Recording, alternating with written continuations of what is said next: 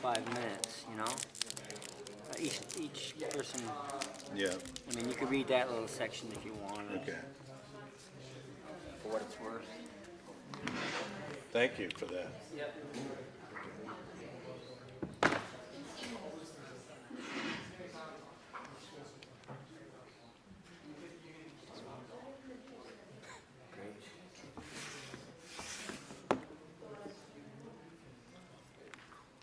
Recording in progress.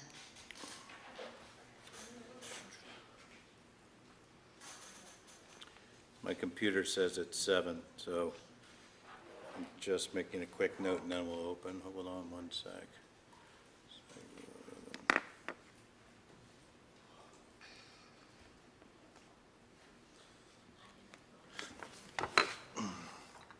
I'm going to bring the meeting to order. Ivan is going to be late this evening, and we'll get through as much of the agenda as we can of the things that are easier. And the first thing to do is the Pledge of Allegiance, and normally Sylvia's here to help, so we'll have to do it without her. And ask everybody to rise. I pledge allegiance to the flag of the United States of America and to the republic for which it stands, one nation, under God, indivisible, with liberty and justice for all. If you haven't signed in yet, please make sure you do before you leave, so we know who was here. Our agenda this evening includes reopening the public meeting for possible zoning changes. We had gone through all of these changes, and 2 of them had some issues that required that we reconvene this evening before adoption. And I am really interested solely in looking at those 2 items. And the first being number 5, language being added to section 311 to allow administrative approval of multi-unit residential developments. The item was warned alongside the ordinance with the changes in red, and unfortunately that was struck through. So because it was warned as an item that was struck through, we had to rewarn it as an item that was not struck through, and that was the only problem with that. Mike Norrath brought that to our attention. I don't know if I see Mike here. But currently in the warned ordinance, that change is not struck through, just so you all know. And unless there's any public input, we can either move on if either the zoning administrator or planning commissioner chair wants to say anything to it, you're welcome to at this time. And if anybody else has public comment about that, we'll move on to the other item. The other item was number 13 of the 28 changes, 29, 28 24 changes. And in this one, the dimensional standards table was revised to allow a modest increase in lot coverage in the rural residential RR, rural agriculture RA, and forest conservation FC districts. And those changes were not visible in the warned ordinance, the actual document. They were cut off. And that has been fixed. We have received, and the item was warned or the document was warned correctly, and the table changes, rural residential changes from 10 to 15%, rural agricultural changes from 5 to 7.5%, and forest conservation changes from 1% to 3%. And on mine, on the changes here, there's a spelling error, conversational versus conversation. I don't think that makes a difference. But we'll make a note of it. It's just on the list of the changes, but I know that it's referring to the document itself. Okay. And I imagine the document says conservation. Sorry, did I say conversation? Sorry, conservation. That changes from 1% to 3%. And again, if there's any public comment about that item, number 1, and I don't hear or see any hands online? Nothing at the moment. Okay. So those were the 2 items that we had some housekeeping to do on in order to adopt those items. And now that Ivan is with us again, we had to open up the meeting, or reopen the meeting. The hearing, yep. Yeah, the hearing, sorry. And we've addressed those 2 items, gone through them. There hasn't been any public comment. I don't know if there's any reason to go back over all 28. Well, they are part of the hearing, so we want to make sure that there's no comment on any of them. Let me just, Do you want me to go through those yeah, if you items? could just, it takes me a while to get Okay, everything pulled up here. despite my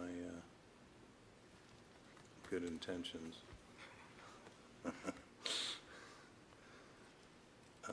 Okay, the proposed revisions summarized as follows. Number 1, section 1.1.8 language added to clarify when there is a conflict between provisions of the ordinance, the more restrictive provision shall apply. And I'm just going to keep going. If anybody has any questions, raise your hand.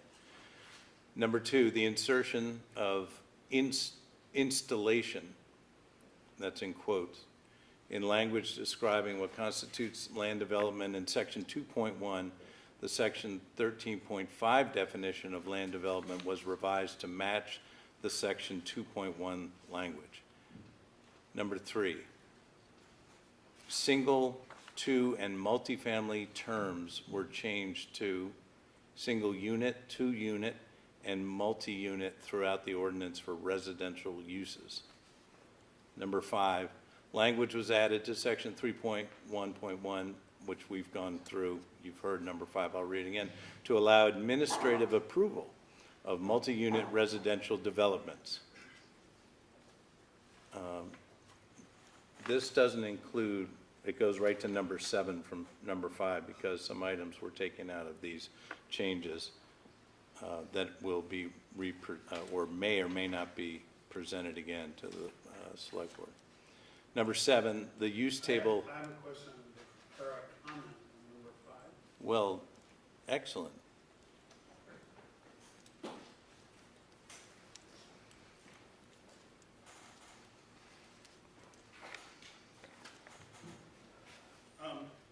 It seems strange to me that some of the largest buildings that might be constructed in town would only be reviewed by the zoning administrator and not by the development review board. It also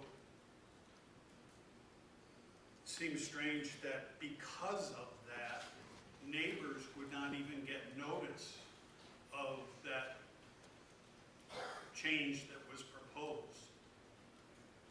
So I'm wondering what the overwhelming reason is why we need to allow administrative approval of multi-unit residential developments. Would either the zoning administrator or chair of the planning commission want to respond? I think it just, Peter, if you could just Yeah, you move up just so the come people on up. on Zoom can hear what you're saying. Thank you.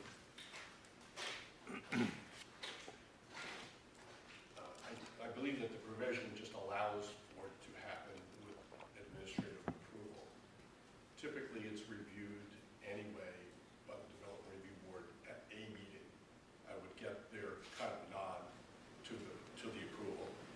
more formal approach they prefer, I suppose you could remove that from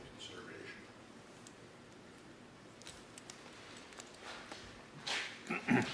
My understanding from our first hearing quite some time ago was that language was amended to allow for streamlining residential projects. The explanation at the time was that in order to make it easier, more streamlined for people to meet the local needs for residential construction, that we would try to make accommodations for housing units. That's my recollection. Yeah, that answers my question. I would still question, though, the fact that if I was to build a single-family residence, I might have to get more than just the zoning administrator's approval, but a multi-unit residential, which might be 40 units, 4 or 5 stories tall, I wouldn't need that. So I also don't believe it's true that just having it reviewed by the zoning administrator necessarily speeds it up.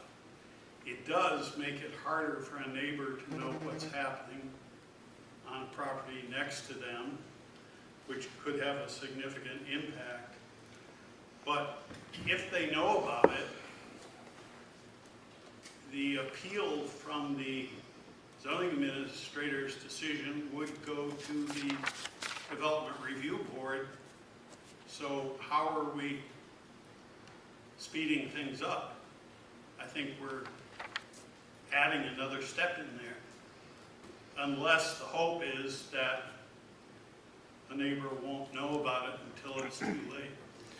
I want to clarify something, Mike, to the language of 3.1.1. The zoning administrator may render an administrative decisions on applications for, and one is single and two-family residential users, including dwellings and accessory structures. 2, signs and sign lighting as outlined in 10.3.3. I'm not going to read this whole thing because it's not gerund to the conversation. Going to number 10, which is the item we're talking about.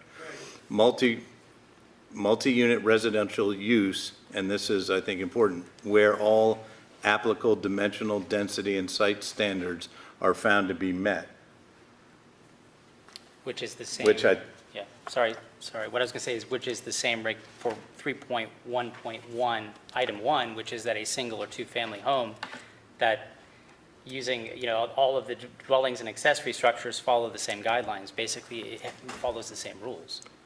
Well, we're granting a lot of discretion to a zoning administrator who's not an elected official, and neither is the development review board, I guess, but it's a single individual. I think it's a mistake to give discretion to the zoning administrator. I think the zoning administrator works best when he can say, this is the rule, you don't meet this rule. If there's any question about it, then that's the kind of thing that should go to the development review board. And it seems to me that the larger the project, which is what we're talking about by this specific amendment, multi-unit residential developments, the greater the chance that some of those things will become issues. So that's my pitch. Thank you. Concern noted. Another hand up? Oh, I'm sorry, Greg. Okay. Number 7, the use table heading was changed to quote-unquote use and description from use and definition, indicating that Section 13 definitions should prevail. Number 9, distinctions between professional office and medical, dental, and veterinary clinics were offered throughout the use table. Number 10, standalone restaurant was extended to mixed use 2, also known as MU2, district as a conditional use in conjunction with lodging use. Number 11, clarifications to primitive camp use and standards were provided in the use table, and the definition was provided in section 13.17. Number 13, the dimensional standards table was revised to allow modest increase in lot coverage in the rural residential, rural agricultural, and forest conservation districts. And those changes were rural residential changes from 10 to 15%, rural agricultural changes from 5 to 7.5%, and forest conservational changes from 1 to 3%. Number 15, section 6.5 was revised to further delineate standards for camping as an accessory use. Number 16, section 6.7 was revised to clarify that the operator of a customary home occupation, CHO, must be a resident of the home. Number 17, parking area, planting, and planting island requirements were modified in section 9.4.6. Where was I?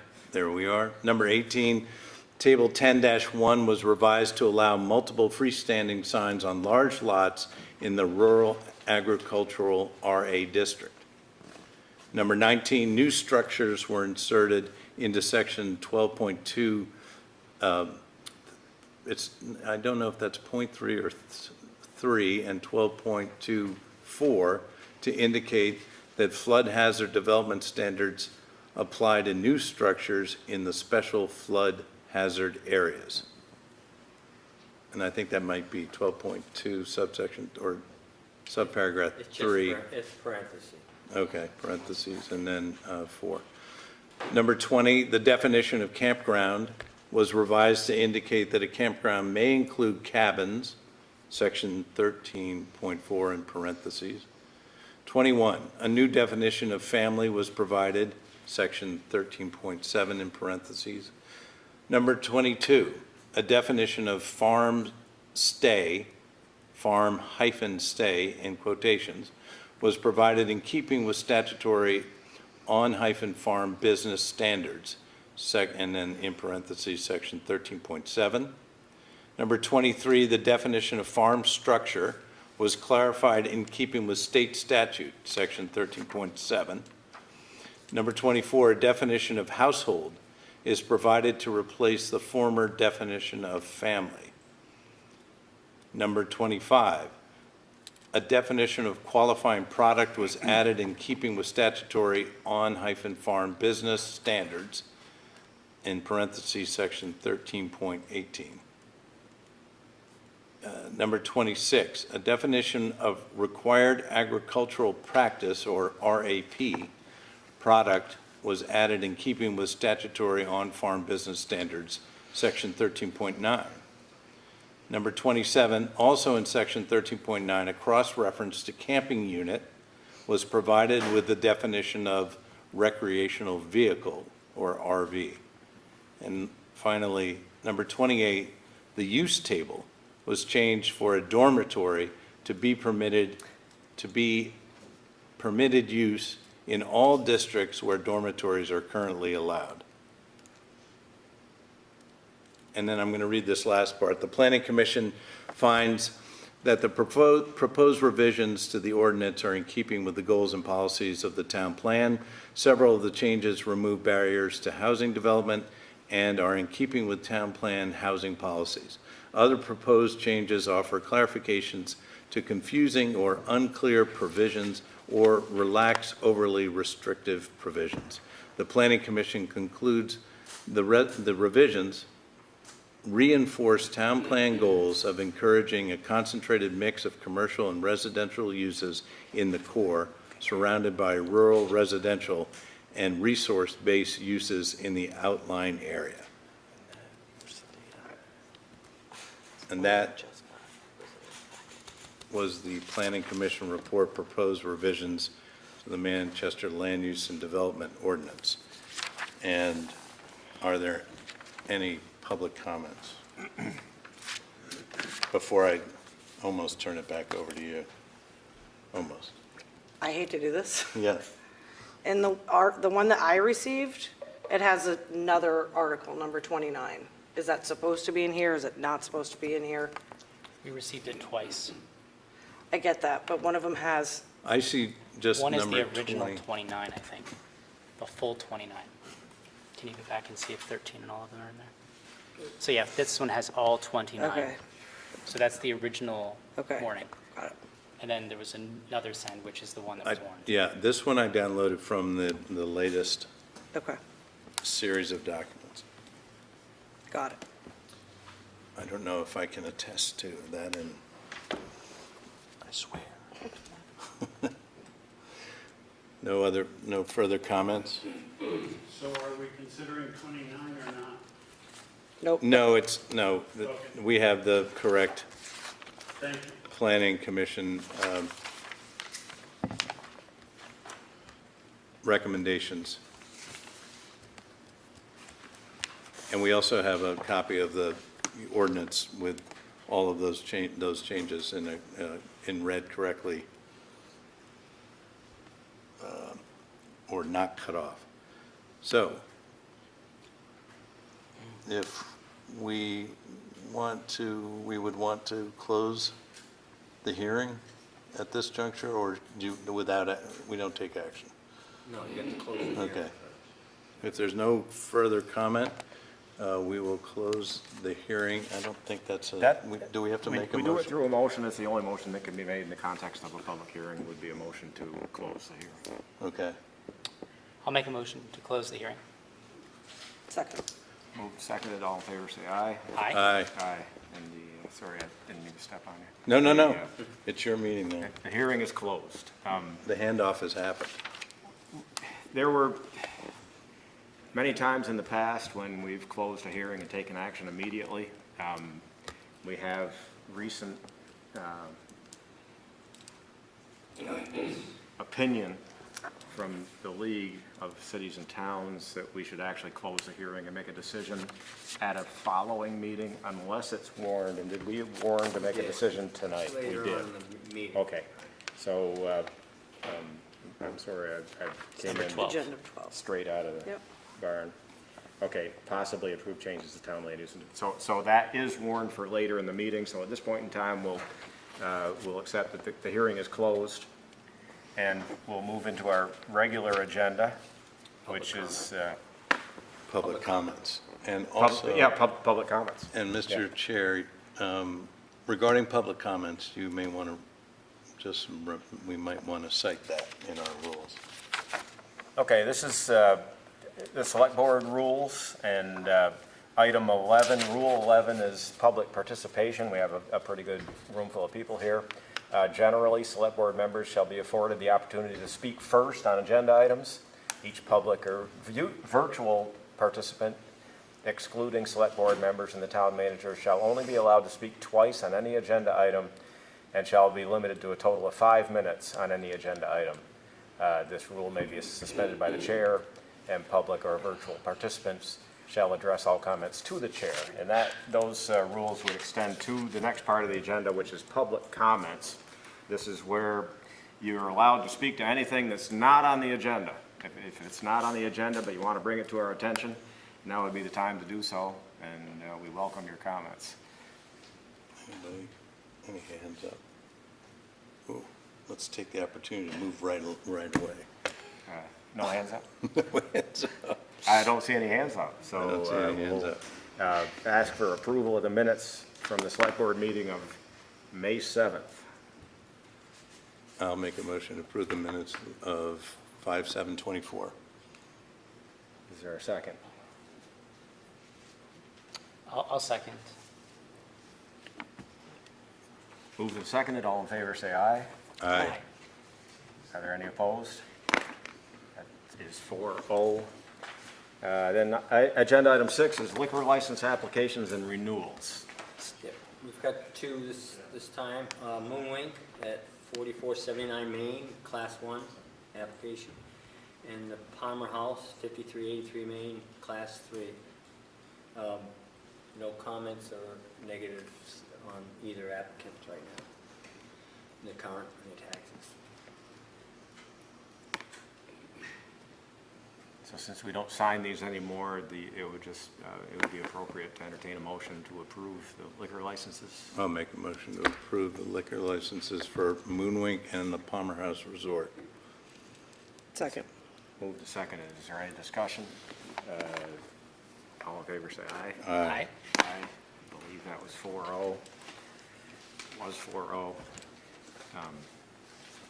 The next agenda item is to possibly approve the farmer's market vending license application. The farmer's market would like to relocate to 719 Depot Street, and that's the vacant lot across from RK Miles Lumber Warehouse. I think probably there's someone here that would like to speak to this. Yeah, sure. You want to just move to the podium so the people on Zoom can hear what you're saying? Yeah, there's a microphone for the Zoom.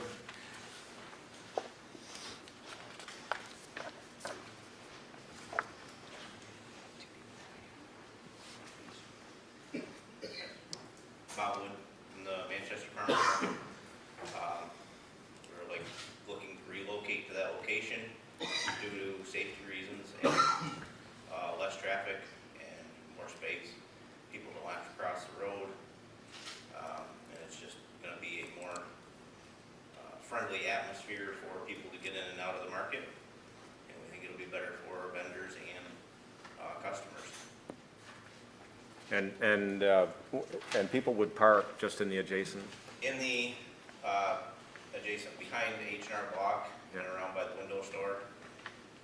Joe and Christine have offered that. Okay.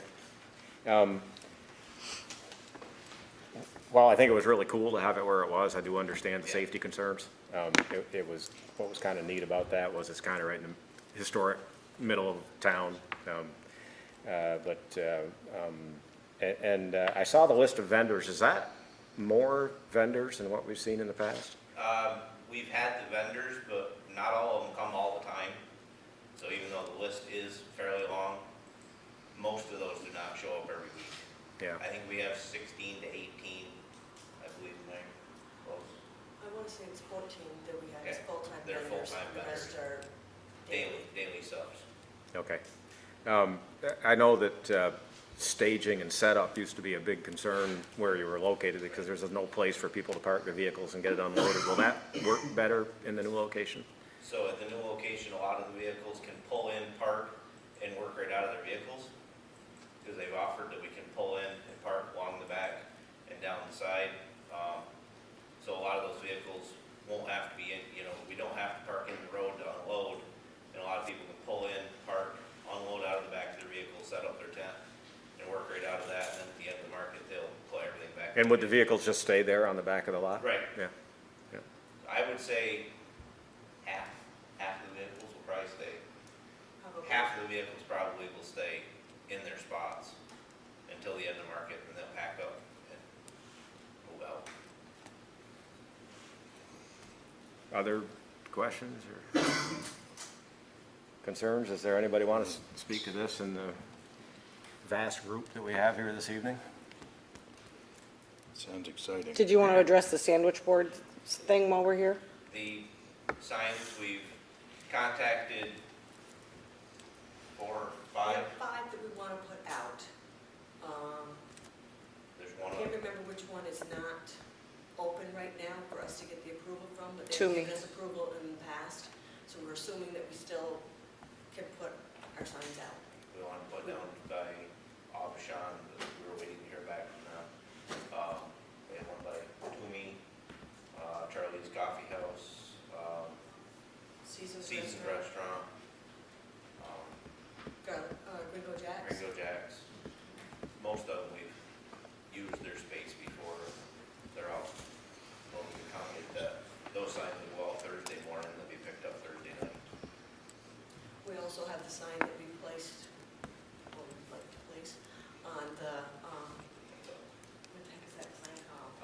historic Yeah. sign that's, on the edge, On right our across there, I can't remember what it says on it, but there's a,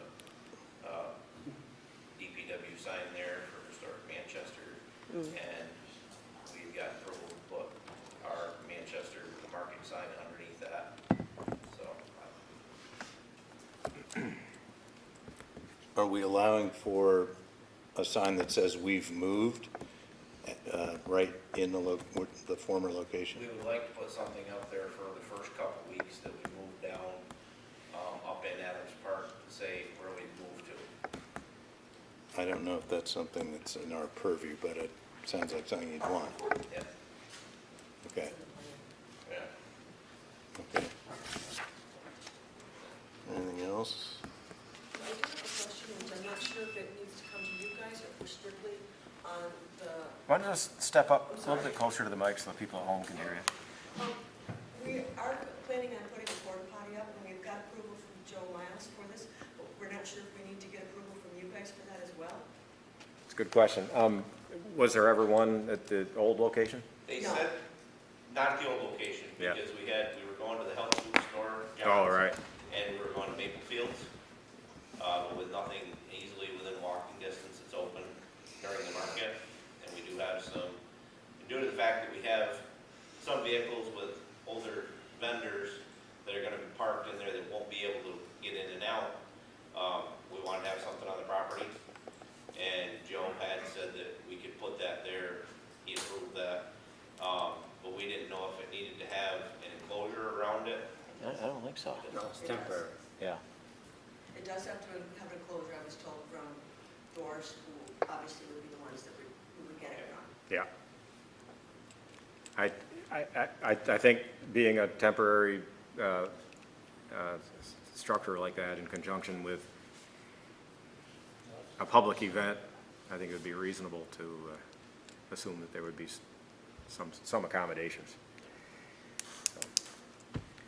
Bill?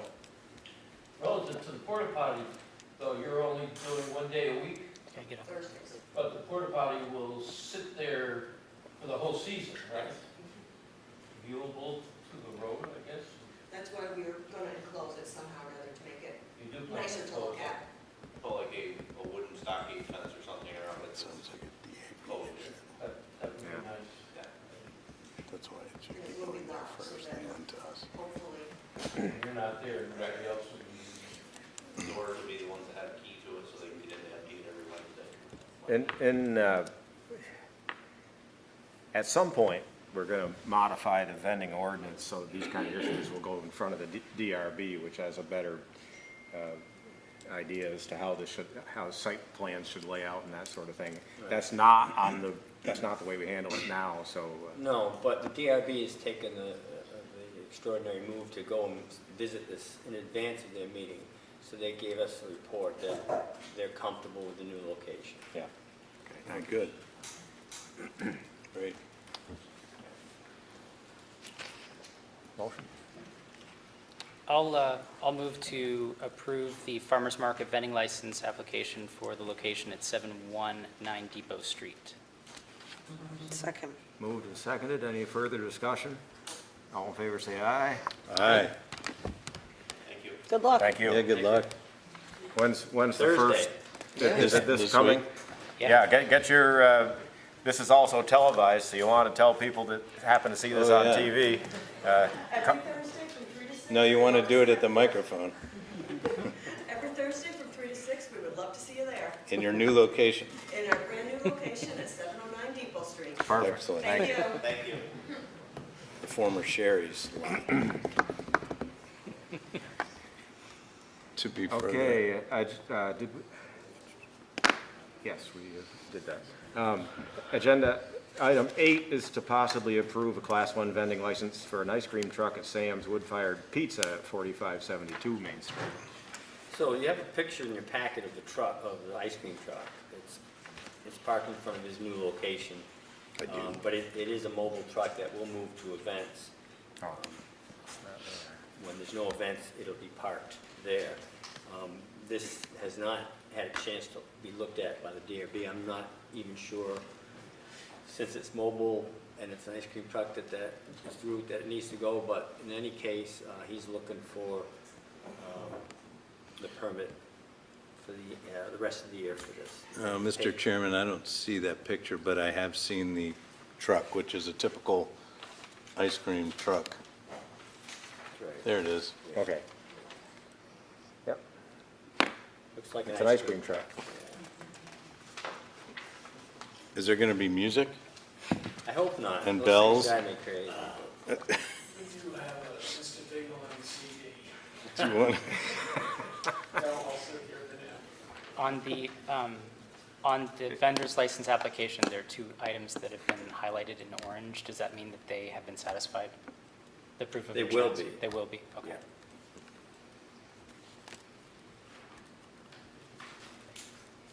And that Dingling CD, is that the Chuck Berry version? No, it's not. It's actually mixed by the Montpelier Bell Choir. Feel your belt wire.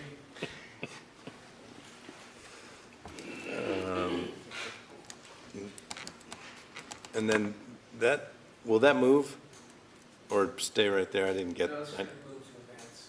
it will move to events, but it will mostly be there. Okay.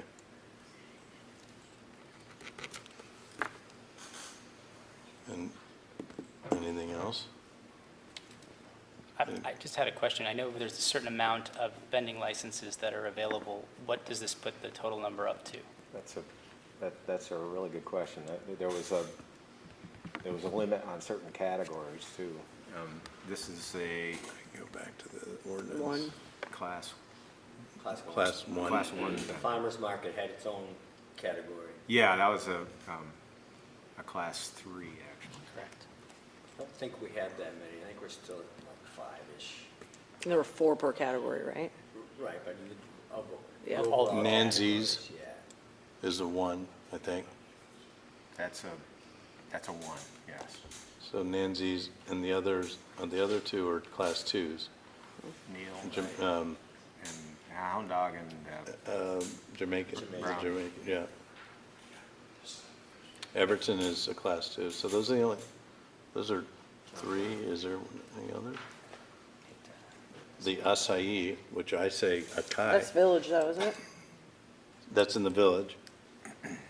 So I don't think we were at our limit.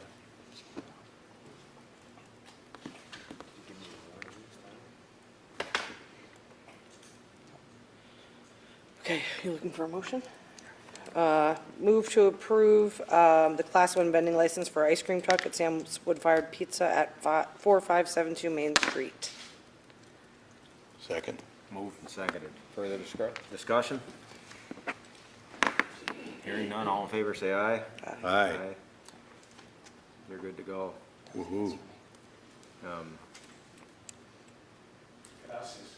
Well done. Good luck.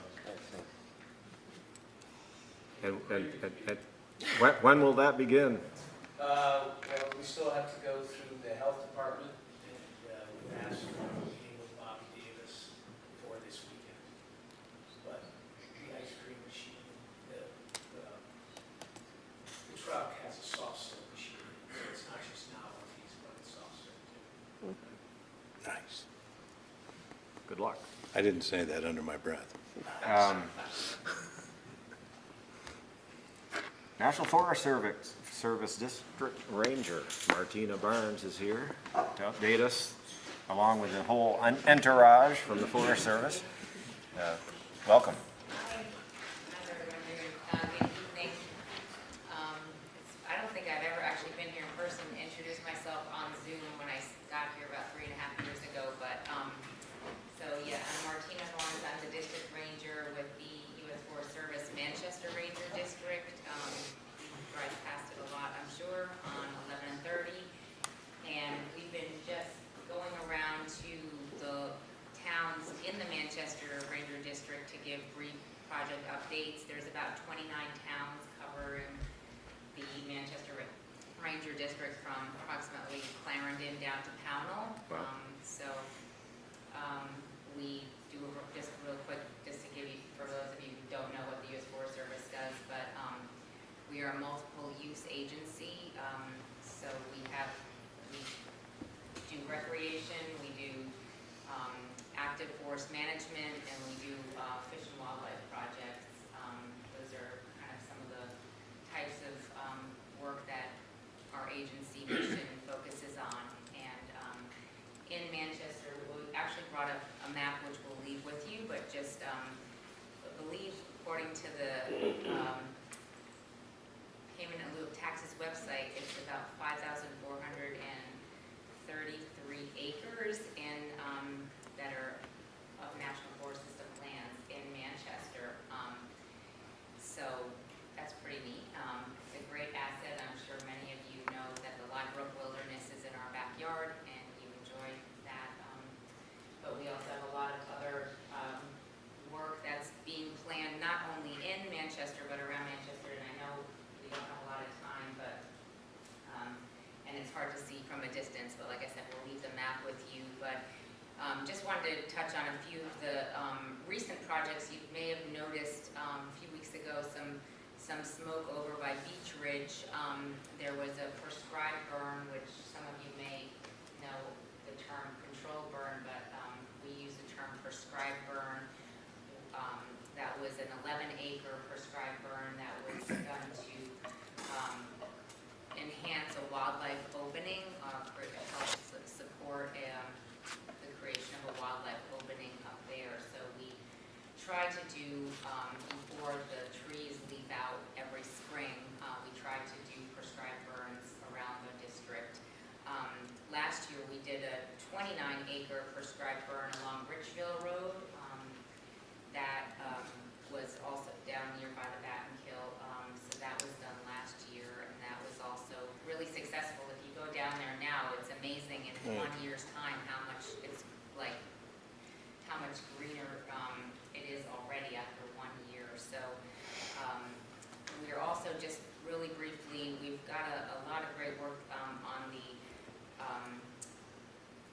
recreation front that's being planned. One project is called the Belmont Trail, which is a statewide mountain bike trail that's going to be basically connecting Canada to Massachusetts through Vermont.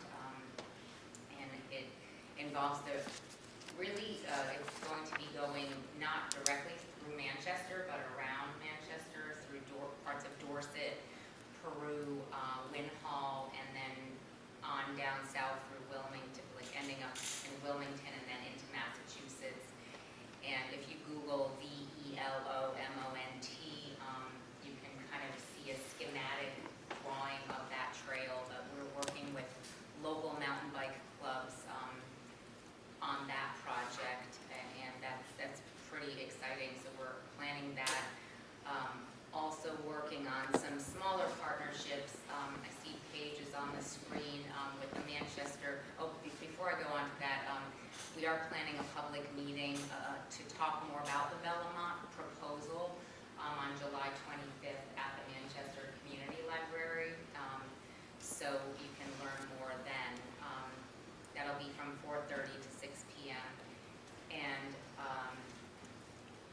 well, speaking of the library, in October, I've been working with Paige to try to increase the community's awareness of the projects and activities happening on the National Forest. And we're going to be working with some local schools to teach them about the benefits of fire on the landscape. It's called Fire in the Classroom, to just really teach them about the science. Native Americans used fire on the landscape for thousands of years, and it's a real benefit for our forests. So we're going to be starting that program this October. And there's also one, we often receive requests from members of the public interested in selling their lands, their forest lands, to the Forest Service. There's a proposal currently that's being considered in the Lime Brook Wilderness. It's a 16-acre private in-holding that's completely surrounded by the Lime Brook Wilderness. So we'll be considering that, and that would be an ideal type of acquisition for us because there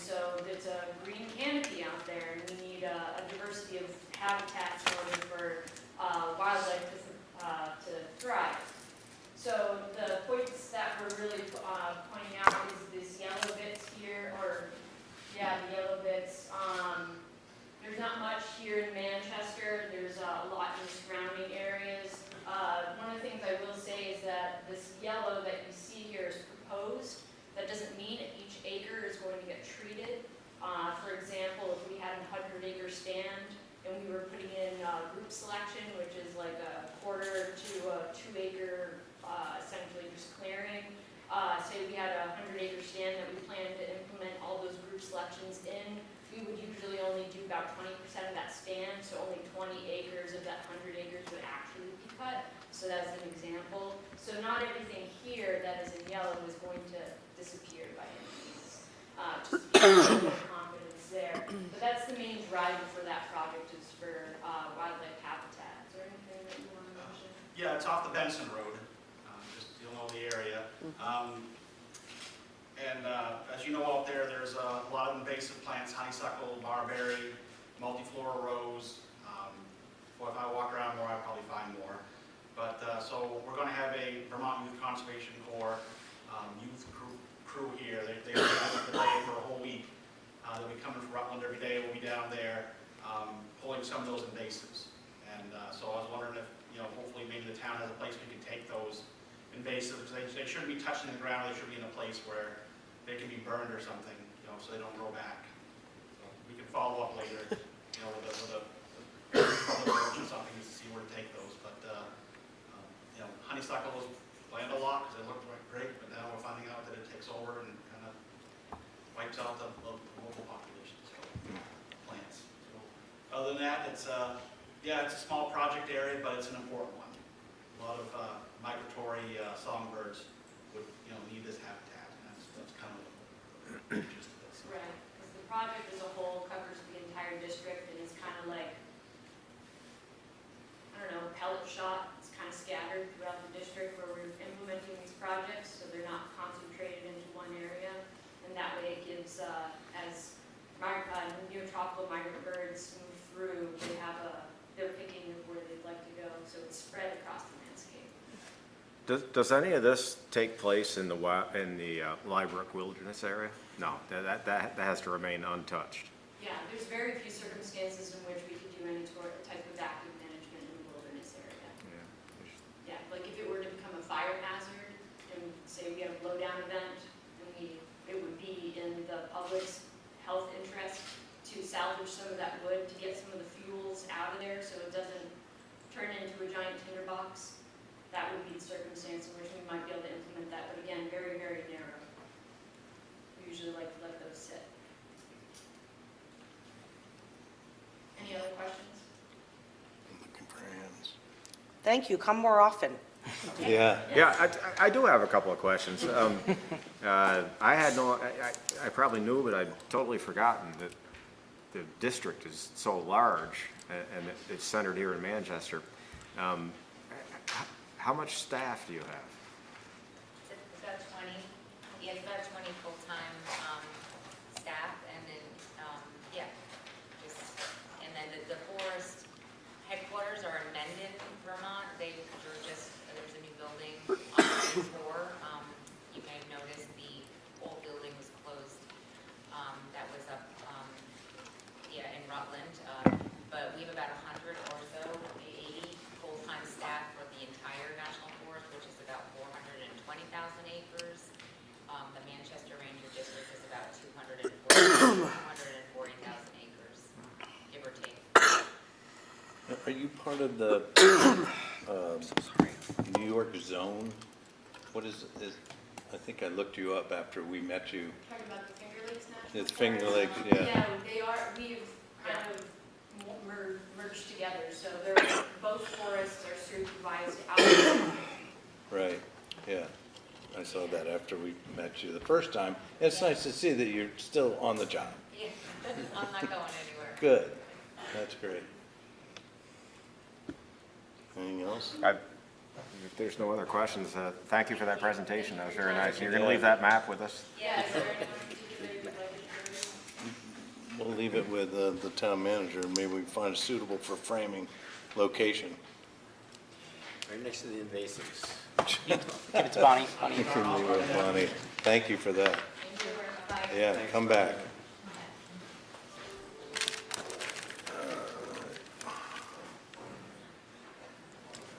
Agenda item 10 is to review and possibly approve a payment in lieu of parking proposal. And some of you may remember that we've done this in other locations, typically on Main Street, where the development pattern is such that a lot of it was done prior to vehicles and people driving vehicles independently. And in order to have those properties be utilized to their full potential, we had to make some kind of accommodations on parking. And of course, a lot of it happened right through the middle of Main Street where there's virtually no parking left over from the old horse and buggy days. This particular location is the previous location of Sam's Wood-Fired Pizza. Some of you might remember this Johnny Balch's house. No, nobody? No. Oh yeah, Carl does. But Chris, you going to present on this? Yeah, and the owner as well, and their owners are here and on Zoom as well. I'm Chris Panesi from Mance Engineering. We represented Vasilio Alexou, who's Billy, he's online. I have a copy of the map that I brought from the DRB hearing. Peter just walked out. We have a decision that's been drafted. It's not been fully signed, so approved or disapproved, I haven't found out yet. I also have little ones here if you guys want a little one. They're just harder to read. I'll take one. You leave one with Heidi. Returns. I just want to be able to have one for a reference. If anyone else has small copies. So, what's being proposed? This is the former Sam's location.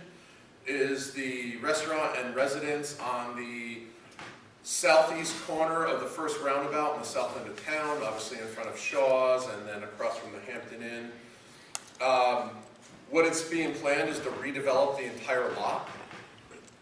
The building would be, that is there now, would be same footprint, would be a restaurant. And unlike some of the other developments that have been going on lately, we actually plan to put a residence on the second floor, since it is in the and then the residence that is there now would be raised, and a new residence would be put in as well. So it would be the restaurant, and then with apartment, or a 3-bedroom is what we have above, apartment, and then a residence next to it. You can see in the top right corner, there's some red in the parking analysis column. A couple of changes after or during the DRB when we looked at this. One was a minor, not really a math error as it was a rounding item, is that when you look at the restaurant seats, because the way restaurant seats, it's like 1 for every 2 seats plus 1 for every 10. I had 26.4 seats, which I rounded up to 27. And then I had 6.6 seats, which I rounded up to 7. As a whole number, it adds up to an entire spot without going over 0. It's actually, we were only going to need requesting 14 spaces instead of 15. So we just took out that rounding error. And then there's another item that we didn't account for. So in the zoning bylaw, as you probably know, since you've been talking about them so much, when you use bike racks at a certain size, they accommodate for reduction of parking spaces. So when we proposed a bike rack, we're just going to alter the rack in the same site, its location and everything. We're going to alter the rack a little bit so it's a little bit more high capacity, and it is an 18-space rack. So we were proposing like a 10 to 12 space rack. But as an 18-space rack, it reduces our parking by 3 spaces, because you're allowed 6 bicycle spaces equals 1 parking space if it's uncovered. If it's a covered space, which obviously we're not planning, it's every 3. And then I also, on the last line there, I have another red line that says an ancillary bike rack. We actually have room to put in a second bike rack, which would reduce it an additional 3 spaces. So originally, when we were coming in, we were looking for 15 spaces to payment in lieu of parking. We've reduced that to 14 because that's actually the correct number without rounding and without going over a whole number. And then we're accounting for the bike rack of at least 3 spaces. So the maximum for the agreement, like I said, we came in for 15 would be 11, is what we actually need. And if we're allowed to put on a second bike rack, like I said, we have the room, we can reduce that by another 3 spaces, bringing it down to 8. And we would rather do that. This way we're providing more space there for people, especially in this time of year when they want to ride their bikes or alternate locations, and then come in for an area and have places to put those. So the, just a question, Chris. Yes. The ancillary bike rack. So yeah, Go where? So this is a bike rack space that we already had in the front. Yeah. The other one would be tucked into the side here for overflow on the bikes. So I can put. Okay, I can see it's it. just I blue. can It's see kind it. of. I can see it there. Yep, it's there and it's tucked to behind the entrance because if the other one fills up, there would be an ancillary one. And then Billy is actually on the screen now if he wants to add anything else. There's more to talk about than I did. I just wanted to explain the typo, not the typo, but the way the calculation was done, and then what was being provided that we didn't account for before. Hi everyone, it's Billy Alexio here on Zoom. Thanks for entertaining this virtually here. I guess any questions on what Chris just said on the number of parking spaces that remain for us to address, that 8 parking spaces? Any questions on how we got there? I was 15, and then got dropped down to 14, and then... Okay. Yep, I can go over that again. So when we came up with 15, we were looking at a total of 35 spaces needed. Or excuse me, 36 spaces needed. And it was actually 35. So that brought the request down from 15 to 14. So that is how we're at 14. That is the actual number, is 14, not 15. We also had proposed a bike rack, which was part of our site plan anyway. That accounts for 3 additional spaces per the zoning law. So we would bring that 8 down to 11. Or excuse me, that 14 down to 11. So we are technically short, as of right now, per our site plan, 11 spaces. We would also propose to add a second bike rack for overflow bike rack that is in an area that it would fit, and that would also bring us down to another 3 spaces to a total of 8. So that is how we got to that calculation. I follow the logic, but I think in reality, is there that much bike traffic so that we're going to fill that fill at least one original bike rack, rack or and then fill an 2? ancillary rack with people that are going out to dinner? I hope so, but not if the people are probably more my size, they're probably going to drive. Yeah. But yeah, no, I mean, it would be great. And, you know, as we explained with the DRB, there's also, you know, a lot of other items in the area, such as the hotel. We're hoping to have some foot traffic. I mean, obviously, if they start construction, there would be a microbrewery right in front of it as well. But there's Hague's, there's Seasons, there's Sam's. You know, we're expecting some foot traffic as well. But obviously, we're providing a large amount of, as much parking as we can possibly squeeze in onto the site. We are squeezing. You know, this whole entire site, every inch of it will be redeveloped, including the sidewalk, the entrances. We're trying to make it safer by narrowing the wide entrance that's there. Don't have people driving across the outdoor parking area to get to the residence. So we're ready. If it's been approved for a second entrance to have for employee and for the residences only and deliveries. So this way all customers are in one spot and then workers are in another. This is something that's common in town for employee parking and whatnot. So we're trying to do that as well. So. And realistically, if people don't arrive riding bicycles and because of the number of seats in the restaurant is at a level, and we're hoping that they're successful and are able to keep that restaurant full. And everybody's driving a car and the parking lot's full, where does that overflow go? You mean the extra parking? Yeah. The cars, I mean, the remote parking? Yeah. The same places they would be in the other places that have gone through and asked for reductions, like Seasons or Hague's, or one of those asked for a reduction. Same question for them. You just approved a vending license for an ice cream truck that's going to sit in a parking space with more people that are going to drive into it and take parking spaces. Where are those people going to park? We're trying to do the best that we can do on this site, which is we fit as much as we can do. We're having a redevelopment of an eyesore That, if you want to go into town and look at those two buildings, that's great. Or we could have a nice, you know, fully development. We have walking traffic, we have everything. We're trying to do it. You know, some of the other parking agreements that we've looked at, some of them are better than others, and some of them are because they're in different zones. I mean, if it was just down the street or in the town center, if he wanted to put all of his restaurant seats in the basement, he doesn't need the parking lot.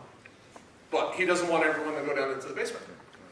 There's ways around it that we're not trying to do. We're trying to be as fair as possible and provide the service. You know, the parking, the bike racks. The rationale for the payment in lieu of parking, going back to the beginning, was that we do recognize that there's places in town that just can't provide the parking on site.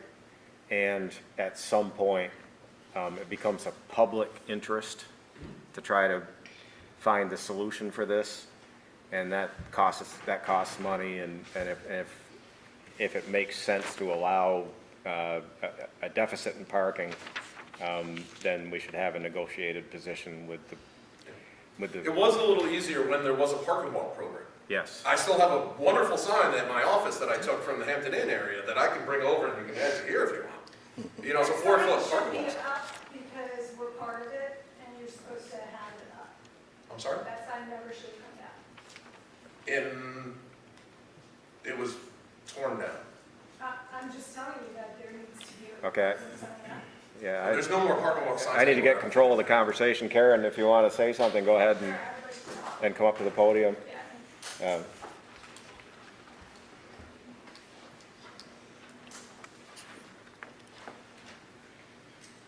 So, the parking in lieu, are they buying the shared parking at the two shared parking lots in the town of Manchester?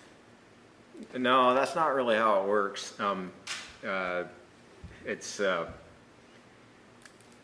It goes into a parking fund, and then that fund is used to help to fund municipal parking. For instance, the parking lot behind Walgreens. We used our payment in lieu of parking fund because we were creating more parking spaces out behind Walgreens, so it was used to do that. It doesn't allocate somebody else's parking or specifically allocate somebody else's parking. For instance, your shared parking that you have there. So as of right now, the park and walk is completely dead in the town of Manchester, is what he said, that it's not. I don't know that to be true. We have a fund that's still available, parking mitigation fund. This is a park and walk. No, I haven't seen on that. Yeah. It's been like 10 years. I haven't heard about it in a long time, It's and I don't really. for 10 years. About 10 years. Unless it was just continued, it would be probably still in force. Unless you remember it, somebody said. I don't remember anything ever happening with it, but it's kind of been shoved off into the back corner. You would know better than I think. No, what I remember is when we redeveloped High Ridge and the Hampton Inn was put in, at that time, because that was a sea of parking, that was one of the biggest lots for that. Yeah. For the park and ride program. And when I remember being there with John O'Keefe walking through the site, and I was like, well, what about these signs and everything? He's like, no, this program's done. We're going to demo them. And I took the sign as just a piece of history. Just like I took one from Arlington when I put the Dollar General. So you're the one that took all the signs. And I took a sign. I didn't take all of them. A couple of them got just put dumpsters. Yeah. Along with a bunch of other stuff. Is the other park and walk behind the Gap? Not that I know of. Those are all private agreements that High Ridge has with the other High Ridge and. I have. Oh. Right. I have 21 parking spaces at the Gap. I should have 41 parking spaces at the Hampton Inn. Janet Hurley, you, IPTV, and Kevin Mulaney discounted it down to 16. Where my parking spaces are all the way behind the front entrance where the flagpole is. 16 spaces. Per your zoning ordinance that says shared parking, the parking spaces should be 1,000 feet away. They're 1,020 feet away. They're supposed to have signs up. He just admitted all the signs are gone and have been for 10 years. So there's a big issue. We got a letter that IPTV sent to Janet Hurley March 13th detailing all of this parking. She did not sign that letter. She signed the July letter discounting our 41 parking spaces that we should have down to 16. There isn't, it's just really frustrating because, as you know, I've been here, we've spent $24,000 fighting our neighbor, Ron Rodriguez, and it's only going to get worse. And I'm looking to you guys, but you can't just keep giving parking spaces away. That comment is germane to the discussion, but Chris, we need to let you finish. That's a private agreement. That is not a public agreement with the town. That was between landowners. I understand that. The last statement, though, we just can't keep giving parking spaces away, is germane to the discussion, whether you agree with it or not.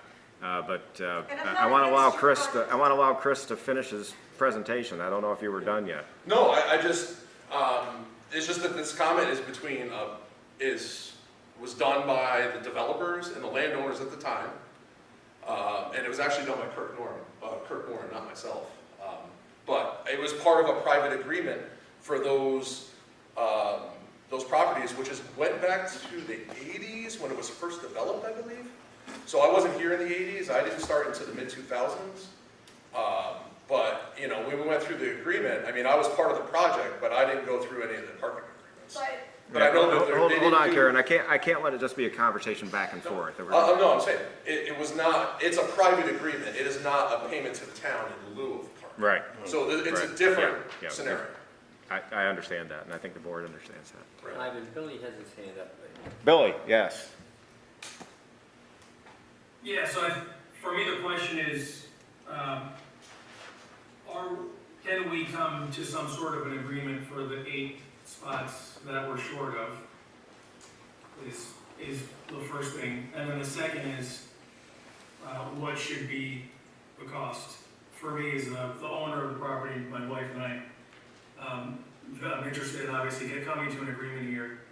And I would actually propose, for a few different reasons, if you give me a minute, a few different reasons I'd like to actually request that we essentially waive the payment for those 8 remaining spots, or put a nominal dollar amount, $1 fee for them, for a couple reasons. One being, this project, as Chris stated, represents a big development, particularly around housing.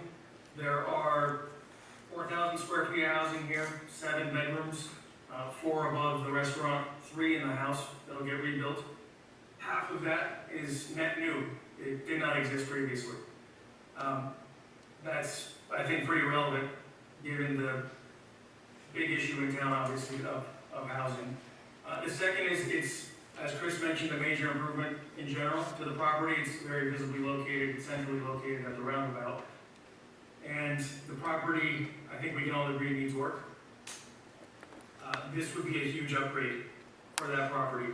And then third, and maybe more specific to the fee itself being $0 or $1 as I'm requesting, as part of the development, we've requested a second curb cut, which Public Works Director Jeff Williams approved with the condition that we restore the entirety of the sidewalk between those 2 curb cuts, which is basically most of the sidewalk that lines the property.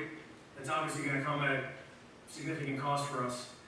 Coincidentally, the funds, Ivan, as you were mentioning, the funds that go towards this fund, the payment that goes toward the fund of the parking mitigation fees actually to be used, or can be used for improvements to parking or provision for sidewalks and pathways, as previous agreements have stated. So this is exactly, the sidewalk improvement is exactly the kind of thing that the funds would be used for anyway. So I'm asking that in essence you consider this as us already paying into that fund, in large part. That's So I'll stop there. And that's my ask at the end of the day, is for all those reasons, we waive it or put a nominal low number on it and approve the eight remaining spots that we need. So if I could just jump in, the DRB has approved this, but with 15 purchased spaces. Well, that was, The DRB has not come up with 8. yeah, and I agree with you, it's not our job to determine the number of parking spaces that are needed or whether one bike rack works or 2 bike racks work. That's the DRB's job, and we don't get into those kind of discussions. We don't designate sidewalks, they do. It's all part of the site plan review. Our role in this is in the very narrow window of discussing how do you accommodate the deficit parking. And my understanding is that what we're going to hear from the DRB is that it's going to be, the deficit is actually 15. That's what they're writing in the report. So, Chris, and So Billy, not being able to read the decision is a disadvantage because Yeah. the condition, as I heard it said, we had to, it was gonna be a condition that we obtain a parking agreement with the town. It wasn't specific. Yeah. And I agree that that was the number that was proposed at the time. Yeah, And I agree that 15 should be 14, but I agree that that's what there could in be, there. I mean, I suspect there's merits to some of your arguments, but they would have to be in front of the DRB in order for them to amend the things that, okay, here's the actual deficit. How is the select board going to deal with this? Because we don't, the select board doesn't get into designating parking spaces or that sort of thing. That's left to the people that do it for us, for the town, and are experts in that field. And it would be sidestepping the process if we were to jump in and start doing their job.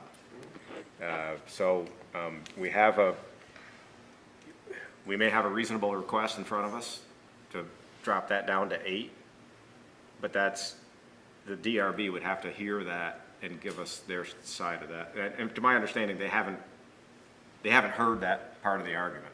What you're saying to me is No, we haven't been back to the DRB. yeah, We haven't had a decision, what so I they're can't dealing go with back to the was that DRB yet. original 15 that was really 14. Right. I So I think they need to hear that. I just checked with Peter. Yeah. Well, they have not been back. In the draft DRB review report says 15 off-site. Now, as far as Billy's request to reduce the number because of accommodations that are being made relative to sidewalks and all that, there may be some merit to that. That would require some discussion. If that was something that wasn't necessary for the actual site plan, but was actually being offered to the benefit of the town and for pedestrians to get to and from the property, if they were to happen to be parked or coming from some other location, then I think there's maybe some merit to that. Well, originally, Jeff approved one access. Yeah. And then they made this agreement to work and replace that sidewalk in between the two. And that's how the second access point came up. So But we're that's also talking about not the actual curb cuts themselves, because obviously that work has to be done. We're talking about a 50 to 60 foot space between the two curb cuts and all the walk. Yeah. That is perfectly fine sidewalk, it's just older looking. Yeah. So Jeff said, well, it looks like it's 20 years old, replace it.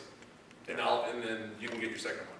So as Billy was just saying, he has been tasked with an additional 50 to 60 feet of sidewalk, which is probably $10,000 to $15,000 when you look at curb, resetting anything, and then repouring the sidewalk. Yeah. So it could be a good amount, and that's why he's asking for one of those as a reduction. You've been here since the early 2000s, Chris. You've been around here forever. It's not unusual for the town to ask for improvements to be made to town-owned infrastructure in conjunction with a proposed development. No, I'm not saying what we need to do. It was a lot of additional is what was requested. So, I mean, some of it was, we had to talk some of it out, but a lot of things that weren't pushed on other developers in the general area. So to be clear, So every development on that street has 2 curb cuts. Come on. For one building, we're. But What we would, if we could do this, if we have to go back to the DRB and finagle over the numbers with them, that's fine. What we would request is if you could approve, we would request approval of the parking agreement at a minimum of 8, a maximum of 15 then, so to give a little flexibility that we can work out with Scott, we would like to try to get an approval of whatever ends up being with the DRB. Is that possible? Because what I remember them saying was, it was a condition that we obtain a parking agreement. If we were to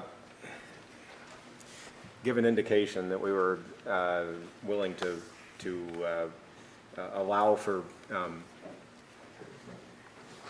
mitigation, parking mitigation, based on a number that was agreed to by the DRB in their review of the site plan,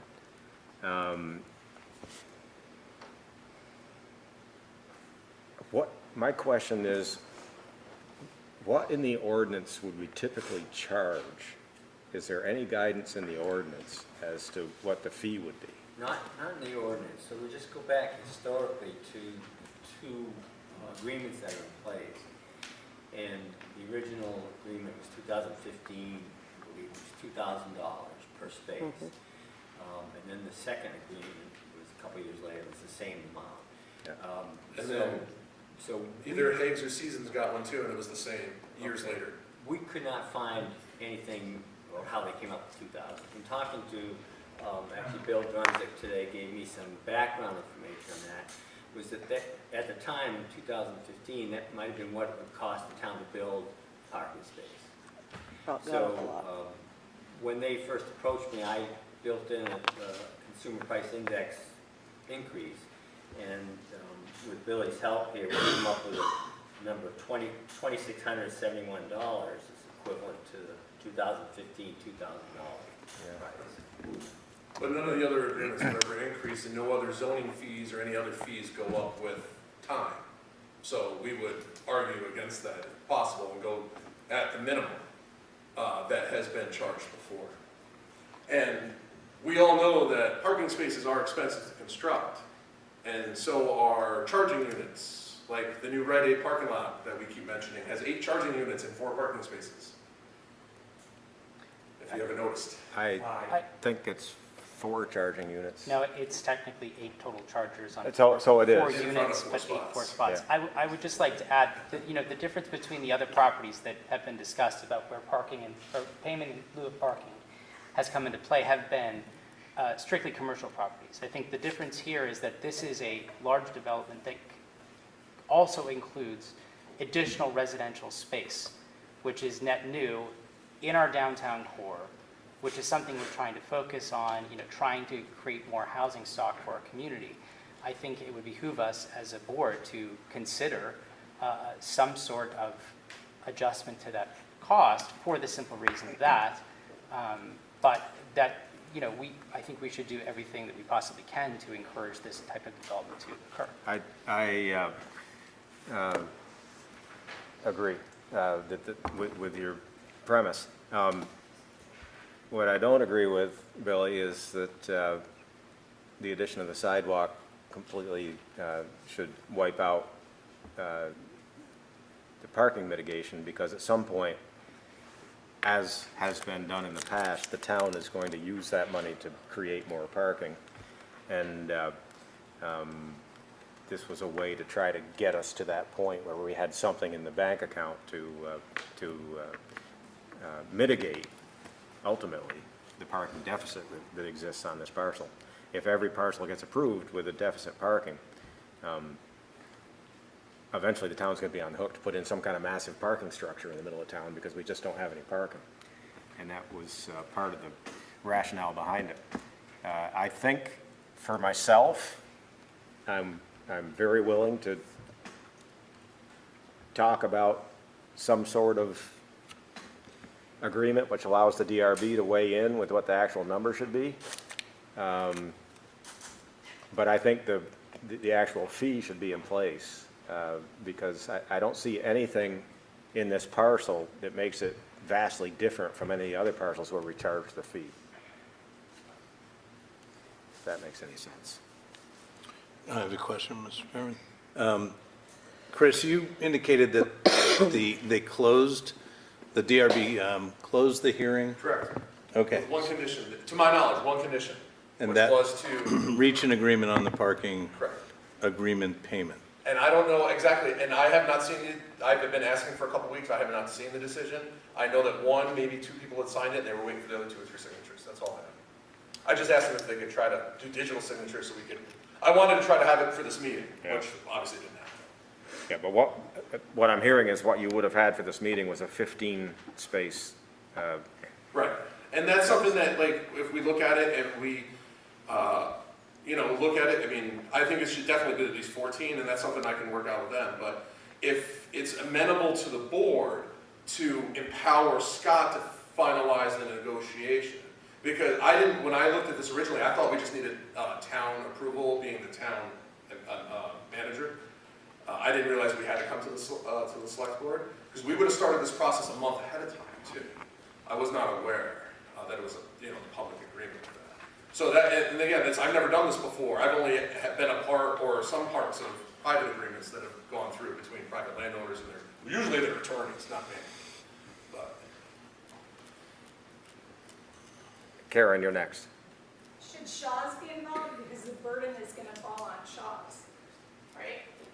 I mean, that's where they're gonna park. Well, that was why I asked, you know, realistically, where are the people gonna go? And, you know, typically, I would think the DRB would consider what makes sense. And by the time it comes to us, you know, we don't get into that part of the mechanics. Yeah, I tend to think that the DRB just promotes growth and growing, and they don't take into consideration, you know, all the issues of parking, and parking is a big issue. I mean, you got Bagel Works, you have my sister's place, you have Bill Drumzick's place that's downtown, you have our place. Like, you guys don't help.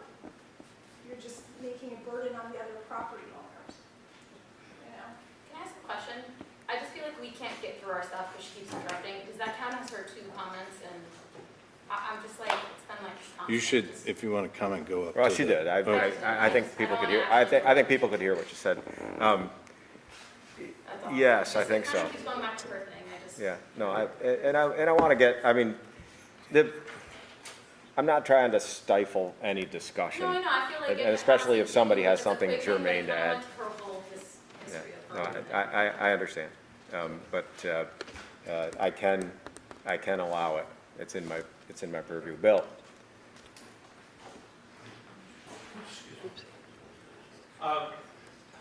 Bill Drumsick, for those that don't know. I would like to encourage the board to be careful on making any adjustment waivers and be consistent in policy. It's no secret, I did a mixed-use development downtown. It was residential and commercial, and rehabbing a very important building downtown, and we paid the fee, $2,000 in 2015. And while it's nowhere stated, I think it'd be good policy for that to be adjusted. And this was based on the estimated cost of the construction space at that time. If you don't adjust it every year to the cost for inflation, then you're going downhill. You're going to be getting less for a parking space and paying more, and who makes up that difference? And the money we put into the kitty went toward the great piece to rehabbing the town parking lot nearby, which does answer the question, at least in that core, you have a nearby parking place, public space, where people can go and walk to. It does raise an issue in our plan a little bit about when there's no public parking nearby, encroachment on other people's spaces. And I'm seeing that at Charlie's right now, because it's convenient to park there and to go to other neighboring businesses. And we have people driving in and out at lunchtime now and leaving because there's no parking place, and people are at other places other than Charlie's and the users of the businesses in my property. So I think there's a couple items that you really want to be careful about. One, maintain the fee and have it applied consistently. And I must add, we don't want to be too ingenious about reducing, yeah, I guess that's the right term, the number of spaces to try to accommodate a project. I have a six rack parking, bicycle parking rack on our property. And if I see that filled once or twice a year, that's quite often. And secondly is, what do we do from October all the way through the winter up to March? Those parking racks don't mean a thing. So I would caution about giving too much reduction for, but I ended up potentially maybe 36 bike spaces. Can I ask a question? Right? We have two people on Zoom. I'm gonna just ask Bill a quick question. Bill, did you have to do any work like sidewalk restoration on that project? Directly on the public sidewalk, no. Okay. Can I also interject quickly as a counter? And obviously, I do a lot of work with Bill. Yes, It's not an apples-to-apples comparison. And that's probably the same thing Billy's going to tell you. He has 6 residential units, two restaurant, or a store and a restaurant. And by the time he was done with all his calculations, he ended up buying 12 or 14 spaces, somewhere 15, 16, somewhere like that. 60. So it was around $30-some thousand. But if you, because the way zoning was done, the 70 seats down in the Union Underground don't count for parking spaces. So there should be another 30 or 35 that something like this would have been responsible for. But because of zoning, it was not allowed. So it's one of those things like, it's not an apples-to-apples comparison. We're like, everything that we're supposed to be providing is there, and we're short. You know, like I said, if we moved all of our seating to the basement, we wouldn't require parking. But again, the elevator, stairs, do you have more residential? That's the offset. And That's you're gonna be putting in a basement. Well, you also had a building with an elevator and stairs. Okay, all right. So We have other people. we're trying to keep it as comparable and apples to apples as we can. That's all as I'm trying to say. Okay, thank you, Chris. I'm going to allow Thomas, no, who has their hand up? Billy and Anya. Billy's spoken, I'm going to go with Anya next.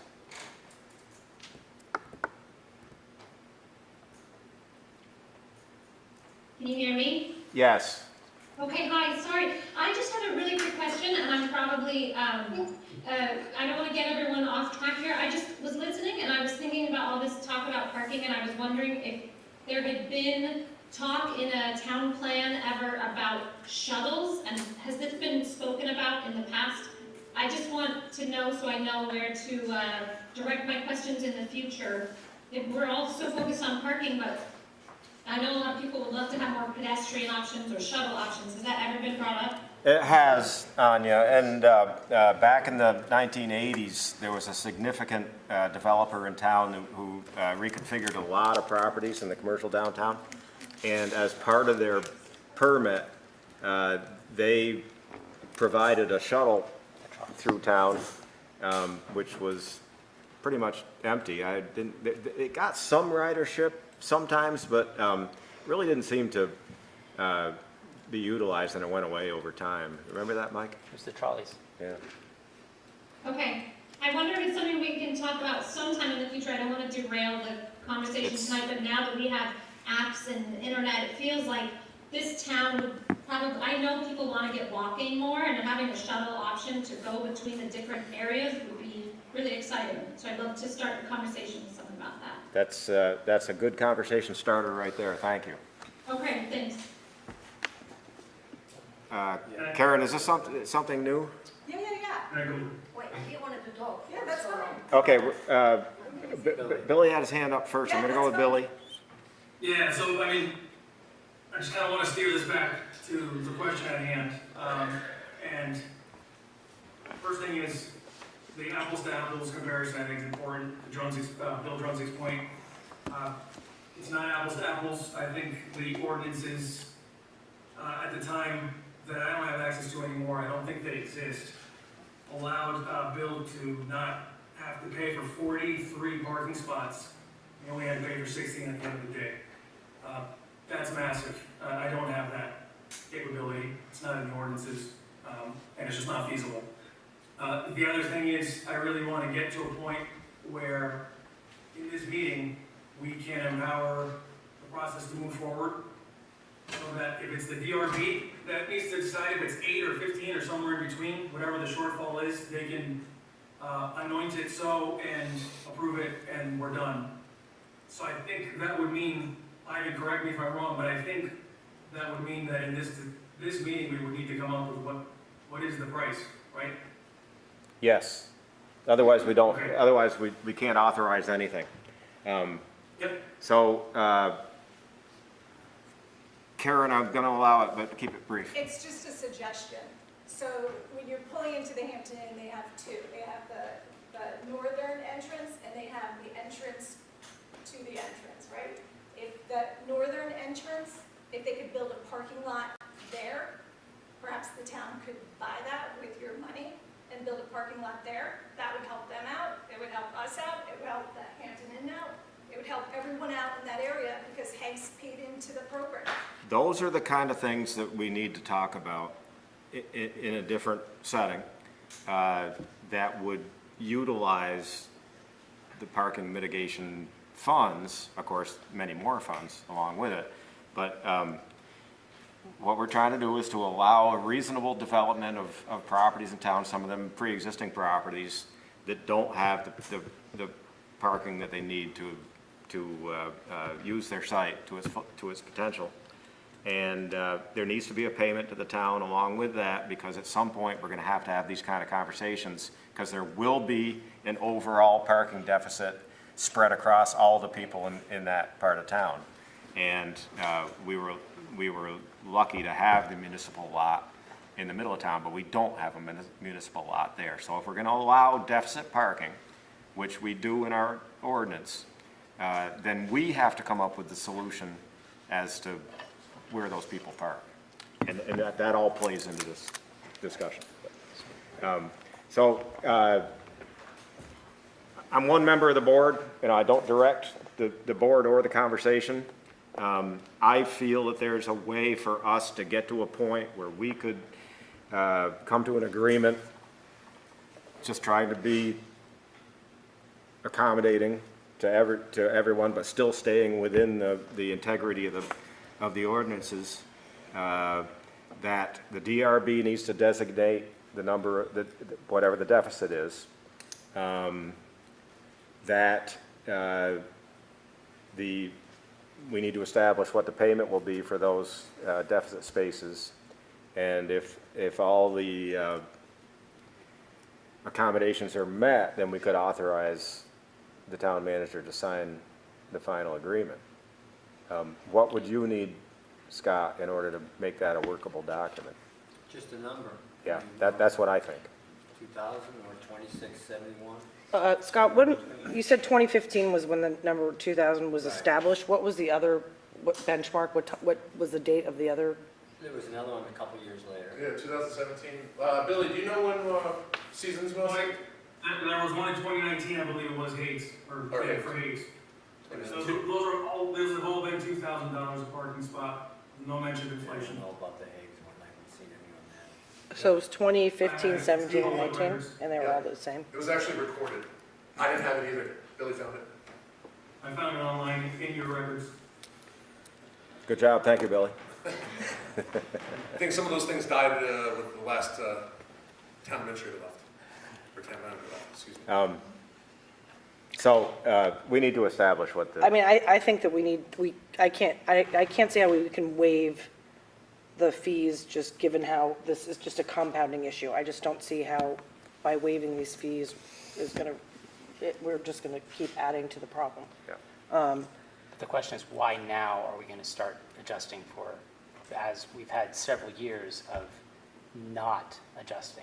Well, I think because the prices have increased dramatically since 2019. I think the cost of a parking spot, we just repaved that lot, and that went up probably in the last 5 years by, at least 70 or 80%. So is the cost of construction for us as well. Yep. Yeah. You're just Exactly. compounding on top of that. Yep. Yeah. Yep. We experience the same dynamic as, yeah, and quite, unless we can invest those funds and they perform magnificently, by the time we get around to spending that money, what we charged. I have a initially question. Scott, doesn't what other cost. fees do you think that we have as a town that are based on the CPI kind of data? Like, are there other fees that are directly kind of correlated to the cost of construction or cost of doing something? Or are they all more an administrative fee? You're just talking administrative permit fees and things like that. There's nothing substantial. Like So just the fact that we haven't adjusted other fees doesn't mean Well, that we we have, shouldn't though. I adjust mean, this one? we adjust the fees at the rec park every year,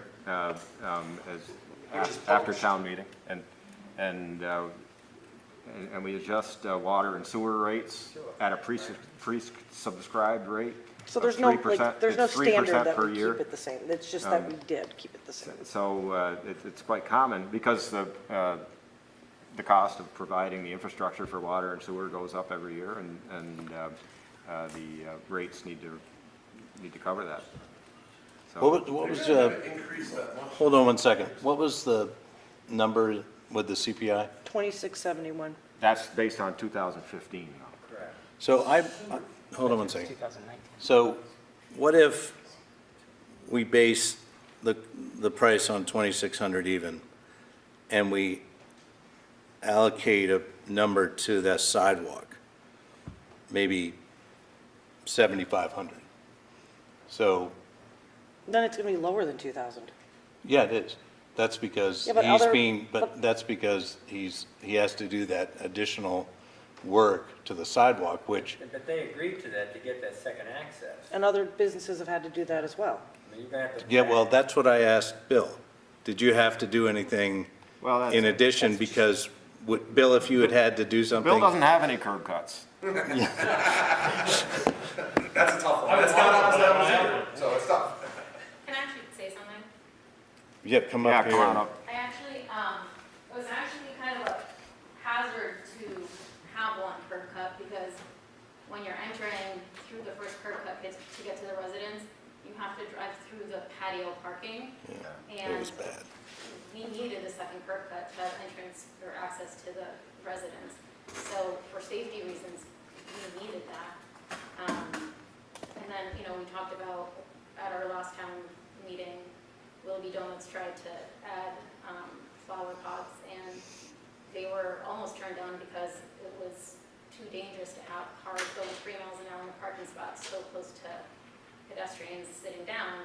And then I threw up the argument, and I was in favor, I think they should have been able to do that, we were told we couldn't have a second curb cut, and cars should just drive through where people are sitting and eating, but they couldn't have flower pots 3 feet away from where people were sitting because cars were going to be parked, and that was too dangerous. So it was kind of, Yeah, that's very helpful, and you know what I mean? So like, just And I think from a it's- safety perspective, I think we needed it. I think it makes sense. Yeah. But also, the flip side of that is, the town is constantly trying to reduce the number of curb cuts because of the friction that it makes on the street, and it ties up traffic, and it's a danger to that. So we have to balance that against the internal friction that you're having on your property. And I think that was resolved in a way that meets both needs through our highway superintendent. He said, I think we can allow the second curb cut, but we need to fix this piece of sidewalk in order to do that. I think that was One that's not Detroit, but. okay. Well, that was what I gleaned from the conversation. We have another hand raised. Is it, Victoria Silver. okay, before you go, Bill, I'm going to let Victoria go, because we try to let everybody speak.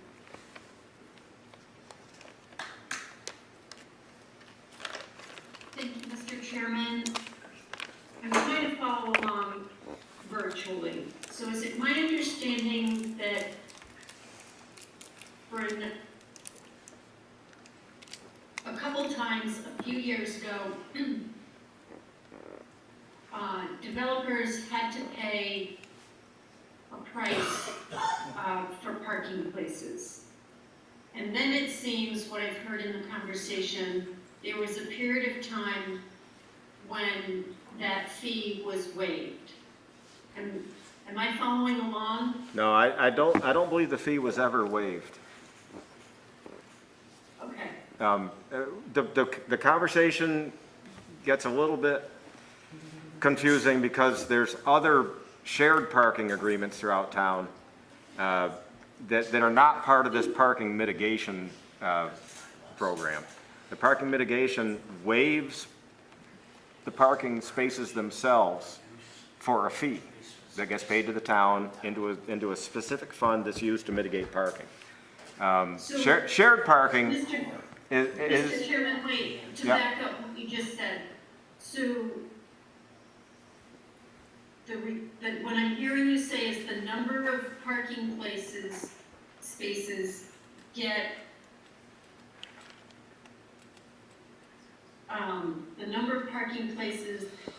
spaces get reduced for a fee.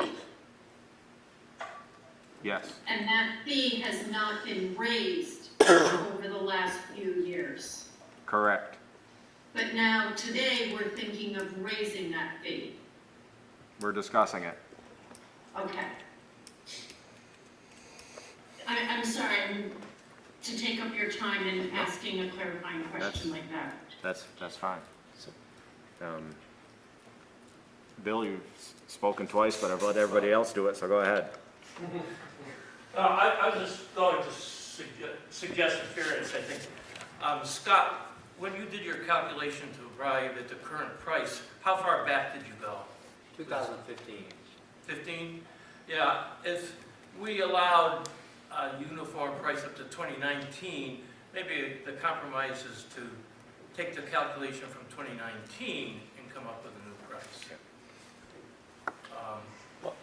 I think it was. Because otherwise, we're kind of saying, but we didn't apply it. Anybody? Yeah, no, I agree with you. I mean, if it wasn't applied in the. So Greg, based on what you outlined, is you said if we took it to 2,600 at, let's just say 15 spaces, and then gave a credit for the sidewalk, averaged out between the spaces would average 2,100 per space. Well, the other way to do it too is just to keep the fee at 2,000. Don't do the increase, taking into consideration what they have to do to the sidewalk, and taking into consideration you're creating brand new housing. Correct. At X amount of units. So I would be willing to propose that. No increase, taking all of that into consideration. We would support that and then ask that you put a policy together for something like that if you're going to be increasing. This way people know ahead of time. Because when we saw it, we were like, oh yeah, we're going to have to deal with this. When you're doubling, when Scott was almost doubling it at 3,600, it was a kick. 26. You know, he said 3,600. Originally, he said 3,600. That was an earlier calculation. Well, no, I agree. I'm not saying that. I'm just saying, I saw that and I was like, oh. So it's either eight spaces at 16,000 or 15 spaces at 30. It'll probably be in that, depending on And what the DRB ends up being, it'll probably be between, honestly, 11 and 14. And what we need to do is give you that agreement between 8 and 15 spaces at $2,000 a space. That would get Scott to where he needs to be in order to.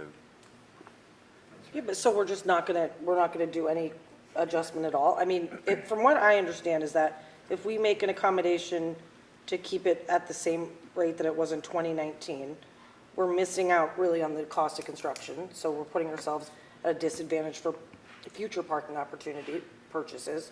And then if we void the agreement that they have with Jeff Williams about the curb cut, that's putting us at like a double disadvantage. I don't see why the accommodations are necessary. The difficulty is that the ordinance itself that allows this doesn't even speak to the fee, from what I understand. Yeah. And the precedent has been set, the same number for years. And so,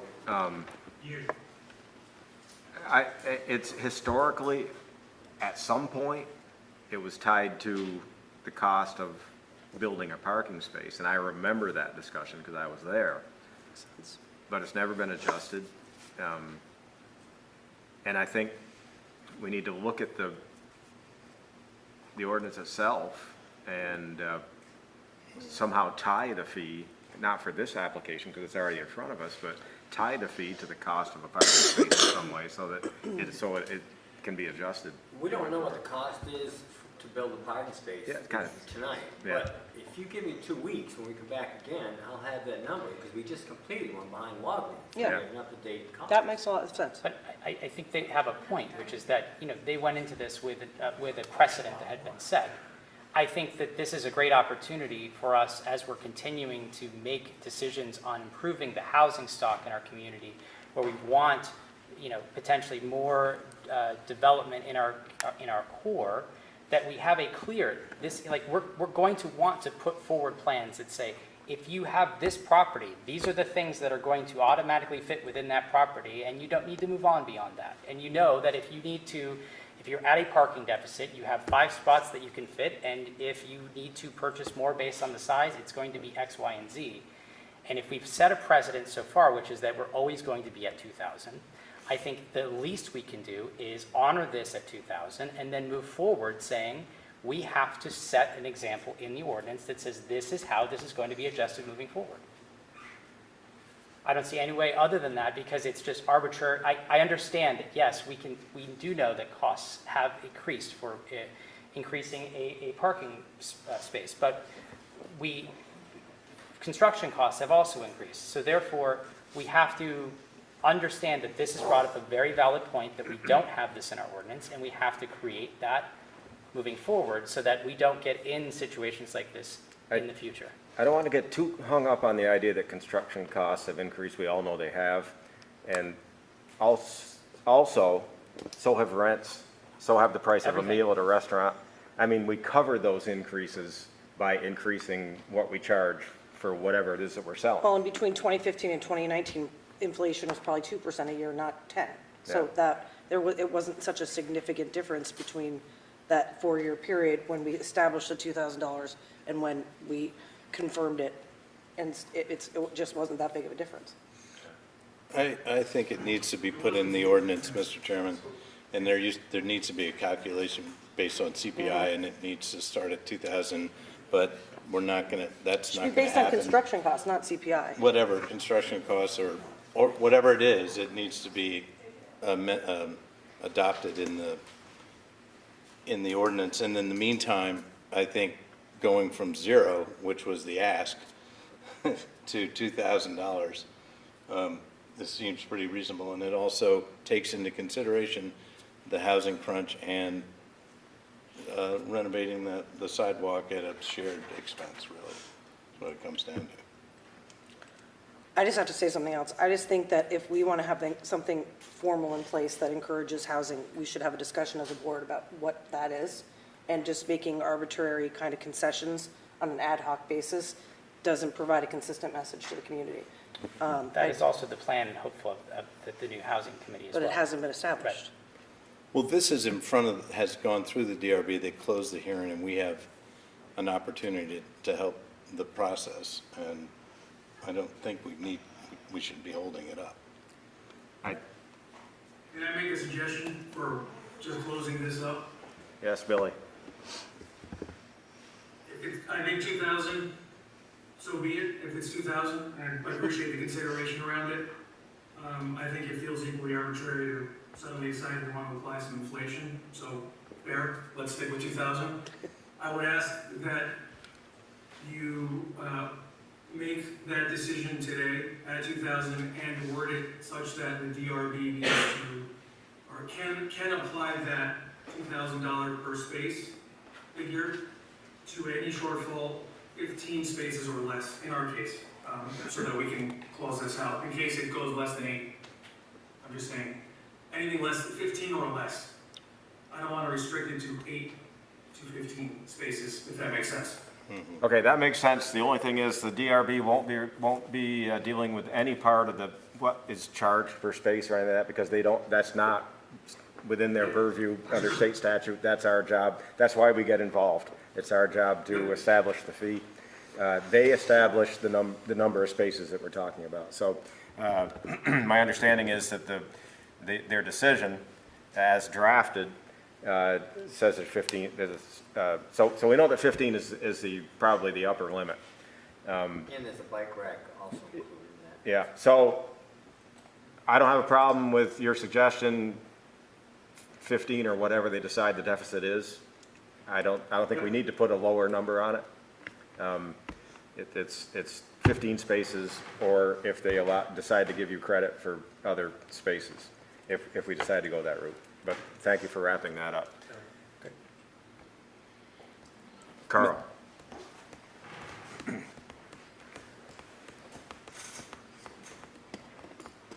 This may seem like a peripheral thing, but part of your comment, John, about we need housing, I think there needs to be a difference between workforce housing that a teacher or a plumber or an electrician can afford, and housing that's going to be so highly priced that only very wealthy people can afford it. Think about that. Yeah, and that's, I think that needs to be a separate discussion, not part of this particular issue that we're grappling with. Are you looking for a motion? I would entertain a motion anytime. Okay. No guarantees. Greg, can you state the motion would you be willing to do that? Mr. Chairman, I move we approve a payment of $2,000 per space in lieu of parking to Vasilios and Bill Alexu for 4460, 4478 Main Street. I second. I think that okay, that motion works under discussion, but what it doesn't address is what is the number of spaces. And what I would like to do is have it contained in that motion to have the DRB. Oh, I mean, the DRB you're right. has already given us 15 spaces, so that's what we're dealing with. That's what they're talking about. That adjustment would have to be made by them. You could, I mean, as just a very small part of that motion, we could say that the number of spaces as determined by the DRB, and that could either be by their existing decision or by an amendment to that in the future. But we just need to say as. Why don't I restate the motion? Is there going to be discussion after this Well, motion? it's been, or Yes. can we withdraw the motion? You can, or you can amend it. All right, do we have to we have to vote on it first and then amend it? No, we amend it first and then we vote on it. All right, Mr. Chairman, I will make a motion to approve a payment of $2,000 in lieu of parking for 15 spaces to be determined by the DRB. Or less, it should say. 15 spaces or less to be determined by the DRB for 4460 and 4478 Main Street. Did that do it? And then there's one piece of this that we missed. No boy. Which is to authorize the town, if we're going to expedite this, we would authorize, if all the requirements are met as per your motion, we would authorize the town manager to exercise it, or to execute the agreement. So we'd have two amendments on the table? Well, nobody seconded that yet. Yeah, that's okay. So I'm just helping to draft. Do I have to say that all over again, or should No, I? I think, did you get that? The second, Yes. Okay. and then authorize the town manager. Okay, so what you're doing is offering a complete motion as an amendment to the original motion. That's okay, that's allowed. Is there a second to the amendment? I'll second. Is there discussion of the amendment? Yes. So when does the DRB? We're still gonna vote on the main motion. Fine. When does the DRB meet again? I don't have that date, but they Monthly. go on for 30 days before the meeting. So what's preventing us from understanding where you came up with your number, finding out the actual cost of construction that we just had, and talking about this again in 2 weeks before their next meeting, which they're going to have to determine how many parking spots you're going to have? Why? I would disagree with the use of one project, especially an extremely expensive one like that, for parking. Because that parking lot is more than just parking spaces. This, motion, I don't want to speak for you, but it took into consideration that we didn't have a mechanism in place for escalating the price that would be paid prior to this application coming in. There was no clear path. The only clear path that we had was that we charged $2,000 every time, and that's what Greg's motion reflected.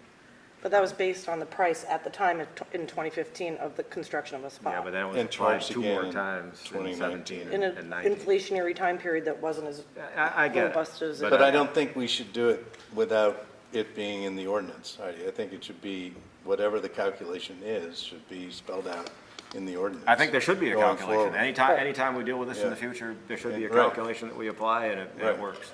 Yeah.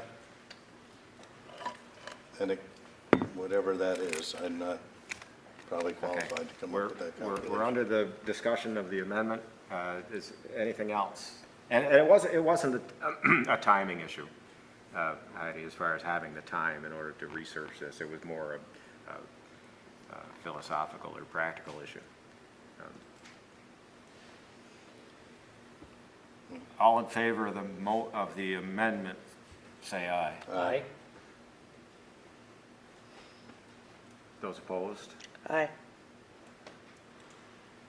Puts me in the position to Sure. vote, and I'm gonna vote in favor of it. So that constitutes a majority. Now, we've amended the main motion to reflect what we just voted on, and we have to vote on the main motion now. All those in favor of the main motion, which has been amended, signify by saying aye. Aye. Aye, and opposed? Aye. Okay, so it's 3-1. And it authorizes the town manager to execute the agreement at the end of the day. So that's where we stand. Right now, it's 15 places that may be amended. We had latitude in there for the DRB to amend it if so desired. Thank you for the 3 support votes. Thank you. Sorry it takes so long. No, it was, had to deal with it.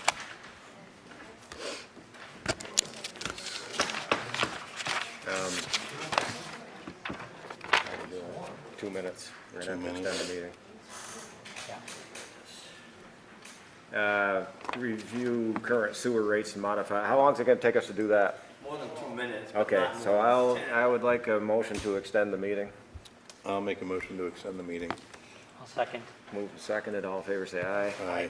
Aye. Only so Any far as opposed? necessary. I might have to recuse myself shortly. I might not have to. Yeah, make I it get to the it. end, so. So it's approved by a majority, and we'll move it forward. So sewer rates and modify rates, interesting. Here we go again. You referenced it earlier, so. Yeah, so the last time the sewer rates were changed was November of 2022, for effective January 1st. We're looking at 2 bond payments for the Main Street sewer extension out here.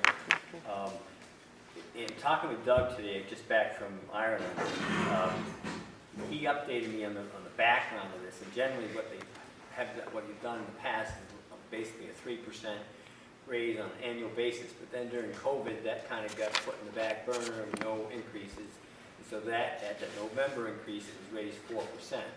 And here we are 18 months later, and still no change.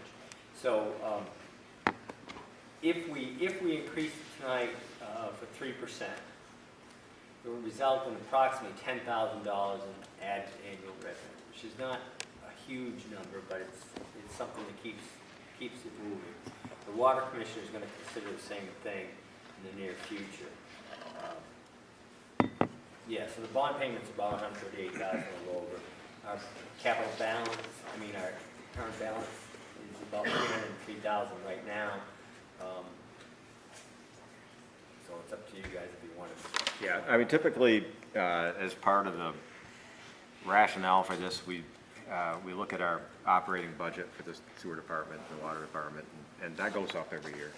And we need to, very much like what we did with the rec park, during the budget process, we approved a budget. The budget anticipated increases in the expenses, and then staff comes in and says, here's what we're gonna have to do with fees in order to fund, to get the revenue that we need that was approved in your budget. So, we used to adjust it about every 10 years. And it could be as much as a 30% adjustment because we were adjusting for inflation. And we're going, this is nuts. You know, why don't we tackle it every year with something that's tied to a CPI of some sort? And the 3% would be a fairly typical number. I remember we did the 4% after COVID, and then we went through a transition. And we should probably get it on the tickler for review every year. That was going to be my recommendation. Yeah. That would give you a chance to evaluate what's going on, the status of the capital balance, Yeah. what the capital projects are, what the cost of those are going to be. Yep. Yeah. Because it's the reality that if we keep the rates the same, we're not going to keep up with what it costs us to provide that service to our constituents. So, are you proposing a 3% across the board? I would say 3% for sewer, yes. We'll bring the same to water. Bill has his hand up. Bill? Yeah, a question here relative to the properties and the sewer rates, which I understand that are served by the new sewer line coming from Main Street, has a different set of rates that were established. Well, we don't want to confuse So does that 3% going to affect these rates, or because those rates had an automatic escalator each year, I believe, for... I think that was discounted for the first year. Yeah. So we're about the first year up right now. Yeah. Yeah, but then, to my understanding, they go up $1 a year for the next 6 or 7 years. That was commercial. I think we settled at 12%, same as the other system. I'll have to go back and Look at that. If that particular segment is under a different decision, then it remains under. There was like early incentives for connection that we There were was an trying to, incentive for yeah, connection. that we, so I think that we should honor that if that We was do, something. yeah, we would. And that's a good point, Bill. I appreciate that. Or go back to the current rates and make it all 3%, but I think you'd be ahead of the game to leave those rates in place. Talking about allocation. Well, that's what I said. I don't want to confuse allocation fees with user fees, with user rates. Okay. So you're talking about, I was thinking of Might the be allocation. Yeah, see, there's a, right now, it's projected about $338,000 in user fees.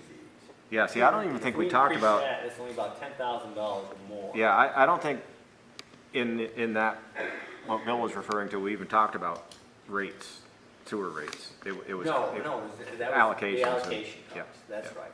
Yes, okay. Connection fees. Yeah, but we want to look at that too. Okay. We adjust connection fees from time to time, but So again, you're asking for a 3 on sewer and water? No, just sewer. we can't do water. Right. Water's a Water. separate Commissioners, but enterprise. 3% for sewer. I'll be there. Yeah. And so a motion to increase sewer rates by 3% would cover your needs? That'd be good, yeah. Move to improve an increase in sewer rates by 3%. Second. Yeah, when we talk about rates, that's what we're talking about. Not I connection. should say, insert that word just to avoid confusion. Yeah. Any discussion, any further discussion? All in favor, say aye. Aye. Aye. So you got that. Oh, boy. Now we get back to our hearing that we closed earlier to possibly approve the changes to town's land use and development ordinance. Is the word adopt? It should be, if a motion is made, it should be to approve and adopt. Yeah, I'd like to make a motion, Mr. Chairman, to approve and adopt the changes to the town land use and development ordinance. I second. Moved and seconded. Discussion. If approved and adopted, it will go in effect in 21 days. Right. We've been around and around on it. I think we finally got it to where we may be understanding what we're talking about. I'm going to call a question. All in favor, say aye. Aye. Aye. Opposed? Nobody? Okay, it passes.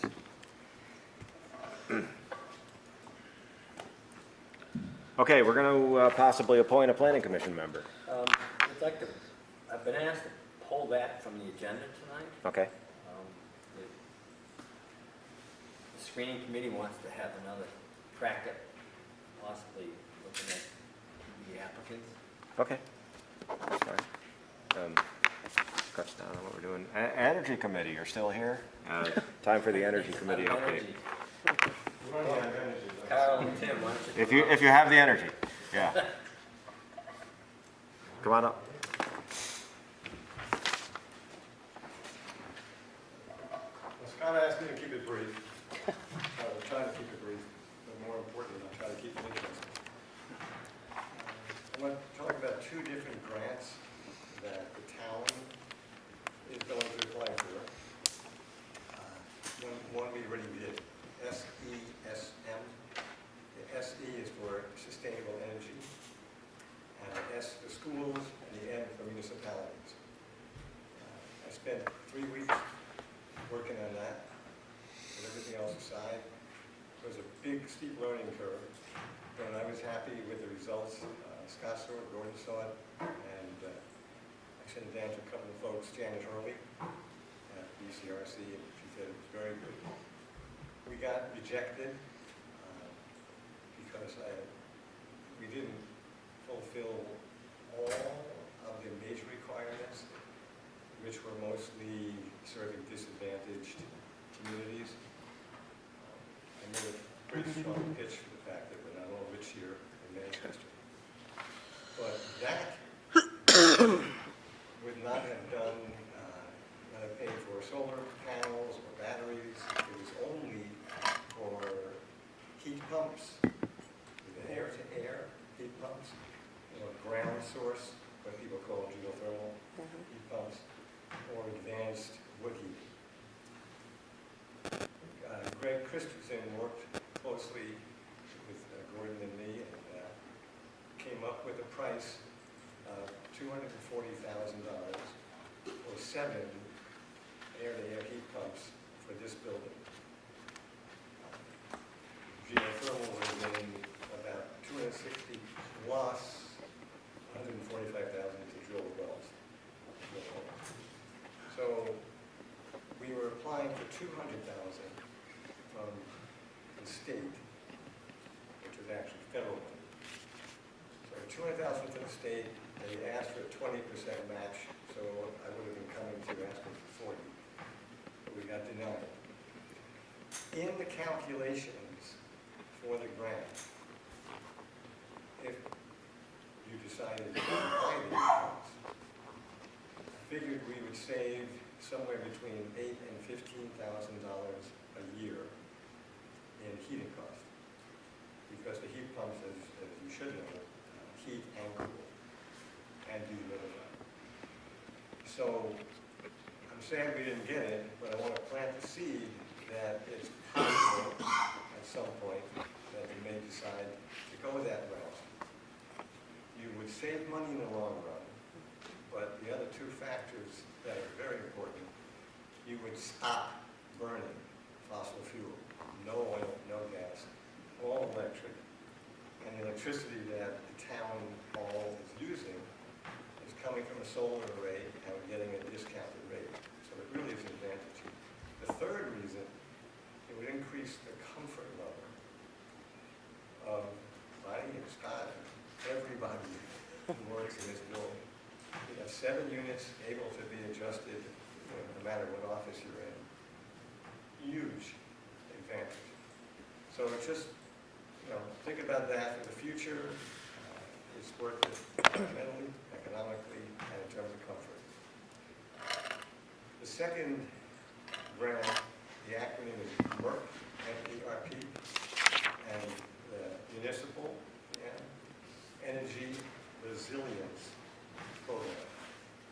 That will pay for insulating the building. It's a 3-stage process. We completed the first stage, asking for a $4,000 mini grant, which is to be used for education. Second part, we're not quite through, but almost, and the second part is having an energy audit.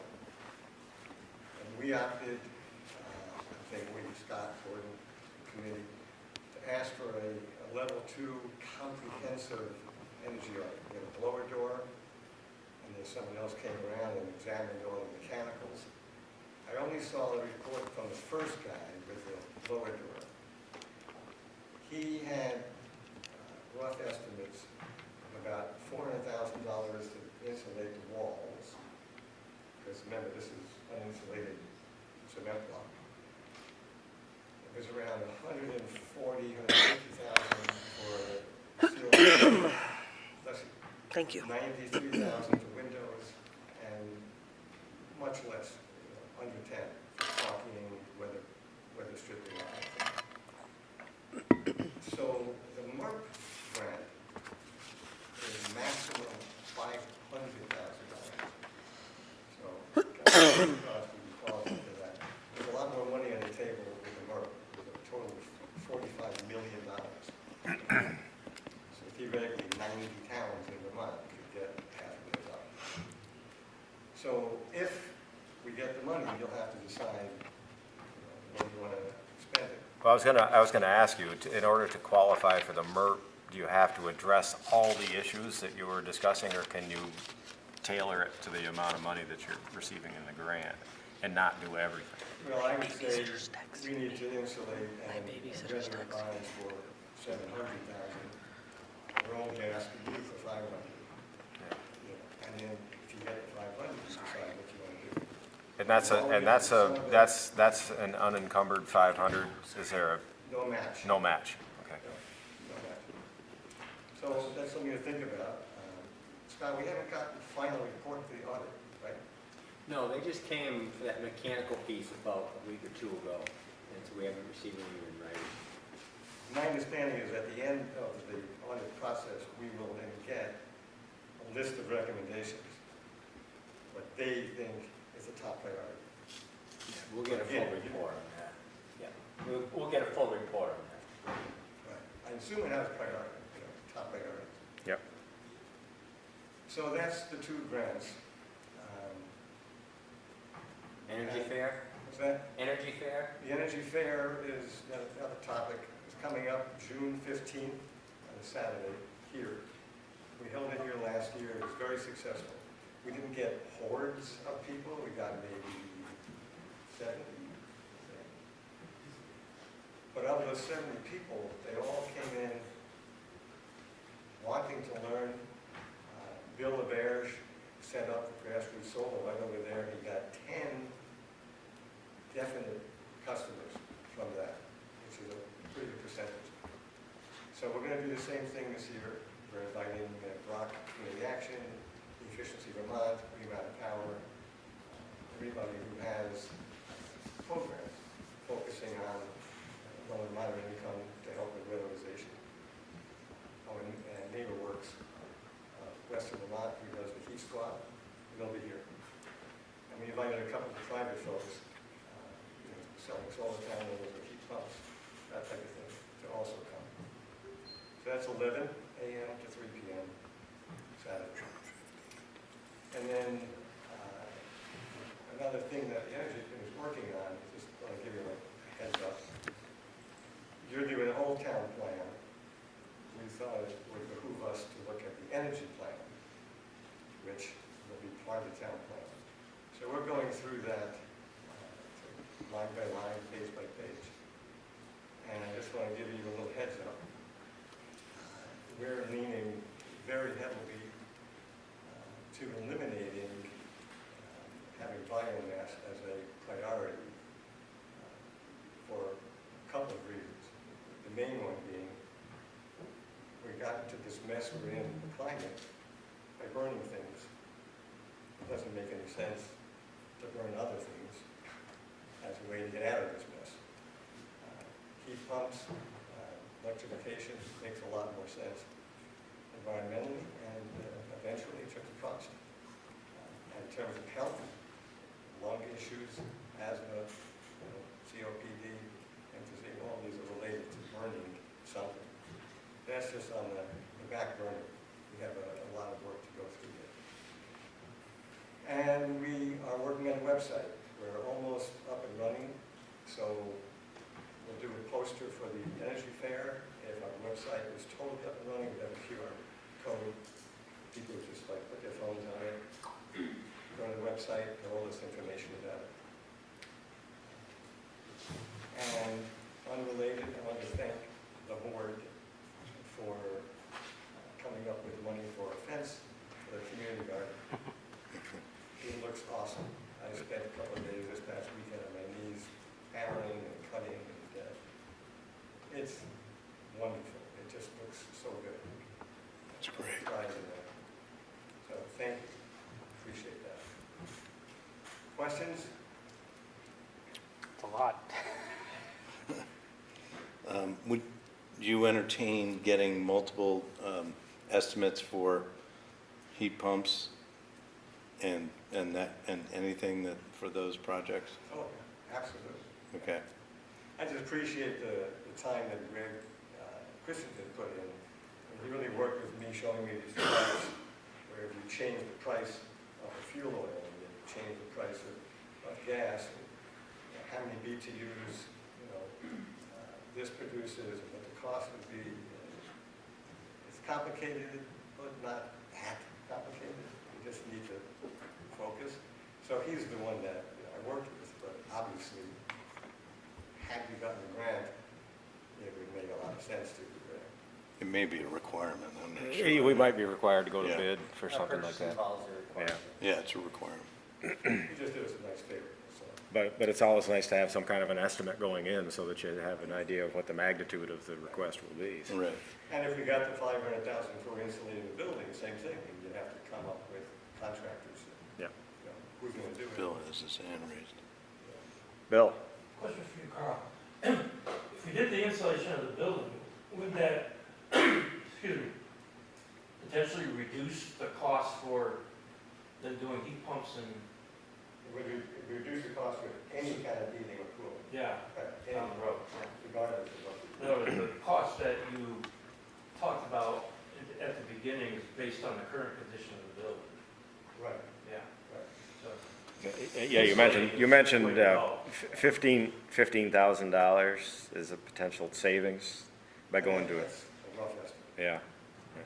And that's based on the building in its current state. That would have given the town a 3-year payback for the 40. For the 20%. Yeah. Which is the no-brainer, 3 years. I just want to plan. Now you're talking about a 25-year payback, which. Yeah. To me, it would be worth it in terms of. For other reasons. Not burning fossil fuel and making everybody more comfortable. To eventually pay it back. You picked a great night to talk about it. Anyway, and just want to reiterate, Tim, the vice chair, we all on the committee stand ready to, answer questions, come in, do research, and that's why we're here. Just to be helpful to you guys, you have to make the decisions. We just bring in new information, so. My understanding in tonight's presentation, there wasn't a lot of request for action at this point, purely informational, and with the disappointment of not getting the one grant, but there's still a possibility on the second grant. Yeah, and we may get some out of the 500,000 last one. So then you'll have a decision. We'll see who's important, which walls they insulate, right? Well, Bonnie probably has her preferences. Yeah, exactly. Well, thanks. Thank you, Carl. Thank you, Tim. Thank you to the whole committee. Tim did a good job filling in for me while I'm on vacation. Thank you. The next agenda item is the Pride Month proclamation and select board inclusion statement. On here is a lumped together. A few years back, we approved the inclusion statement. Jonathan, do you want to present on this since you were the one that brought it to the agenda? Please. So I just have something quick so I can make sure that I stay focused and we can get through this and get everyone home. But basically, growing up in Manchester, there were very few visible members in this community, let alone an actual community of individuals who openly declared themselves LGBTQIA+. I lived a shadowed life for years at MEMS and BBA, struggling to fit in, struggling to find my identity. Immediately meeting my husband almost 20 years ago after graduating UVM, now raising a young family here in Manchester, and even being a member of this board has made me understand how representation is crucial, especially for younger generations. And I know that the vast majority of folks that you've been letting in and out of the meeting has changed throughout the night because our meeting went a little longer. We had representation, and we may still, from members of both BBA and Long Trail, and as well as my family, who I guarantee my kids are asleep at home. But regardless, when young people do see and connect with those who share their experiences, they are empowered to live their fullest potential free from fear. As many of you know, June is considered Pride Month, and having recognition from the community you are a part of builds immeasurable strength and, yes, pride that you are welcomed. You're a welcomed member of this community, and you are important to its success. A principle that my family lives by is acceptance through visibility. By enhancing visibility and recognition, we will promote acceptance and create a community where everyone feels safe and valued. We are lucky to have LGBTQIA+ representation throughout our state, even here in Manchester and certainly in Bennington County. Not to mention the many allies and human rights advocates among our residents, including former senior advisor, special envoy for LGBTQIA+ human rights at the U.S. Department of State, Kimberly Zeiselman, and her family, who are here tonight. So tonight, I propose a proclamation which follows the footsteps of other municipalities in Vermont, as well as at the pen of our Governor Phil Scott, which is more than a formal declaration. It is a testament to our town's commitment to inclusion, equality, and respect for all. And I wished Heidi had been here because I did want to recognize her for being influential in passing the inclusion statement in prior years. And I do believe that that was setting the groundwork for tonight and the progress that we owe our community. So if you would allow me, I would like to ask you to allow me to, and my colleagues, to read the proclamation and have discussion. That's okay. Okay. This is slightly different than the original that I sent over to you, but not very much different. It says, Town of Manchester, Vermont, Pride Month Proclamation. Whereas the Select Board of the Town of Manchester, Vermont recognizes and proclaims the month of June 2024 as lesbian, gay, bisexual, transgender, queer, intersex, and asexual Pride Month throughout the Town of Manchester. And whereas the Town of Manchester joins other Vermont cities and towns, as well as the Governor of the State of Vermont, to observe Pride Month to honor the history of the LGBTQIA+ liberation movement and recognizing the rights of all citizens to experience equality and freedom from discrimination. And whereas all human beings are born free and equal in dignity and rights, LGBTQIA+ individuals have had immeasurable impact to the cultural, civic, and economic successes of our country. And whereas, while society at large increasingly supports LGBTQIA+ equality, it is essential to acknowledge that the need for education and awareness remains vital, and vital to end discrimination and prejudice. And whereas the nation was founded on the principle that every individual has infinite dignity and worth, and the Select Board calls upon the people of this municipality to embrace this principle and work to eliminate prejudice everywhere it exists. And whereas celebrating Pride Month influences awareness and provides support and advocacy for Manchester's LGBTQIA+ community, and is an opportunity to take advantage and engage in dialogue to strengthen alliances, build acceptance, and advance equal rights. And whereas the town of Manchester, Vermont is committed to supporting visibility, dignity, and equality for LGBTQIA+ people in our diverse community, and whereas the pride flag is widely recognized as a symbol of pride, inclusion, and support for social movements that advocate for LGBTQIA+ people in society.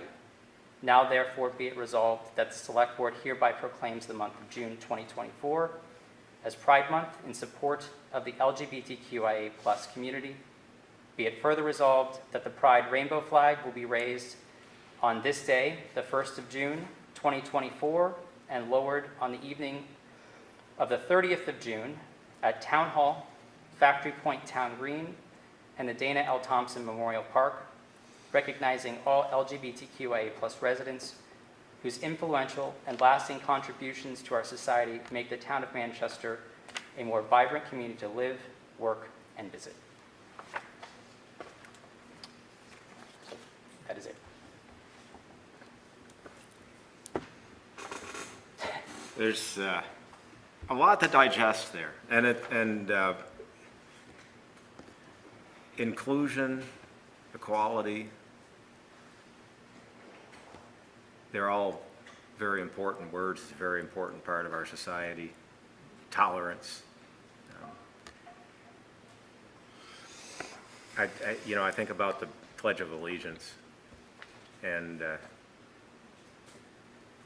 we talk about one nation, indivisible, with liberty and justice for all. And the flag stands for that. And the most difficult part of and Jonathan and I talked briefly about it, but the most difficult part of the proclamation for me, it generally follows, but doesn't completely follow the proclamations that were done by other towns or the state of Vermont. But it's close, but the one piece, of course, that's particular to Manchester is the part about flying flags. And we've had a lot of discussions about flying flags, and I hate to put this in the context of, it represents a segment of our society, but doesn't include the whole society. And that's the part that I struggle with. The rest of it, I'm fully in favor of being supportive, and where I run into problems with it is, and I've done a lot of research on it,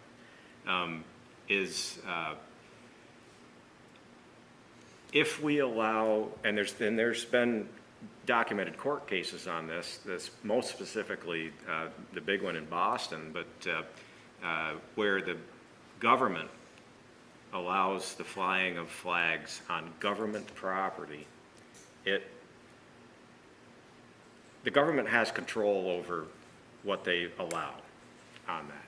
And it's a freedom of speech for the government to say, we're going to allow this flag to be flown on government property.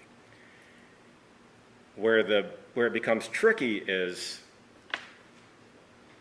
when you start to regulate or say, I'm not really comfortable with flying a different flag on government property.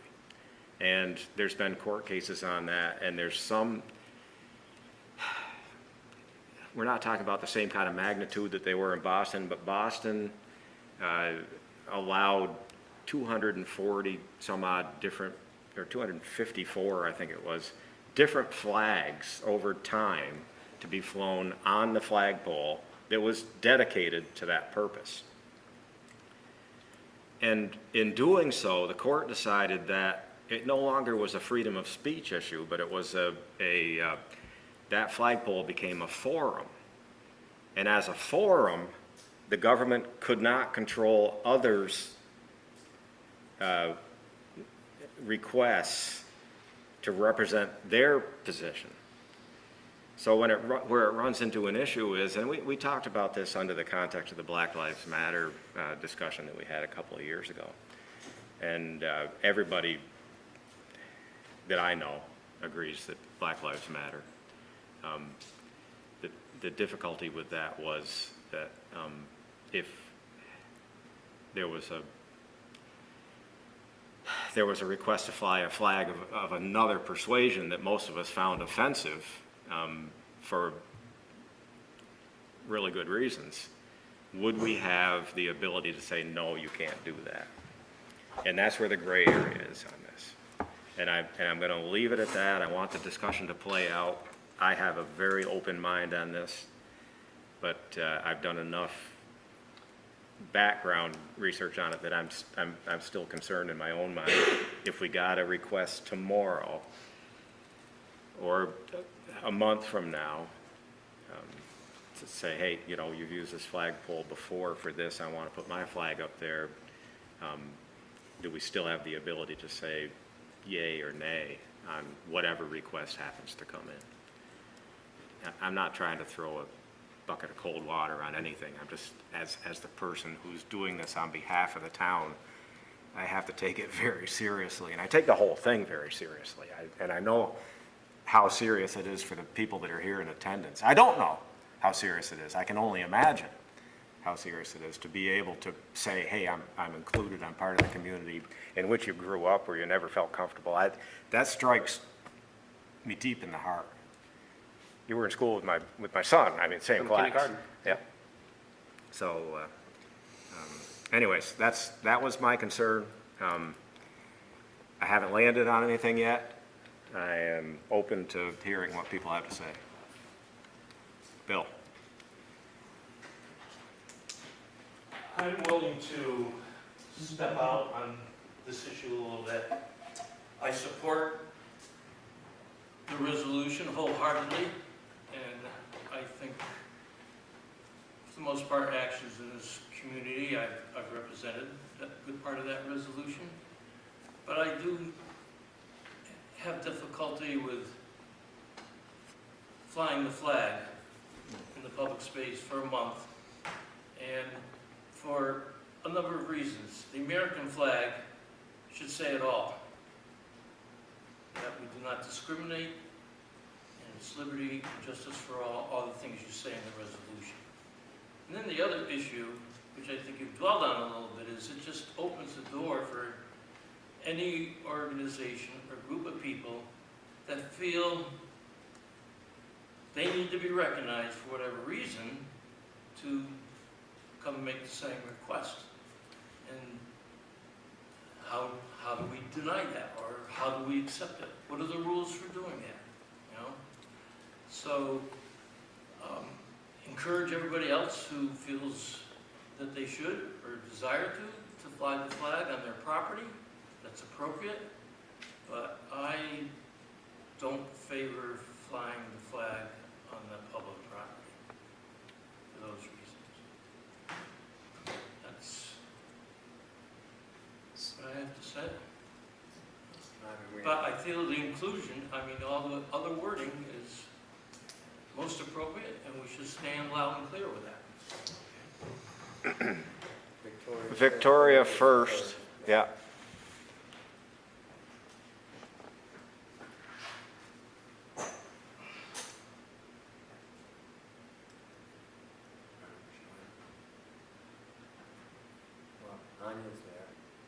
Victoria has moved to the main screen. I don't know why we're not hearing her.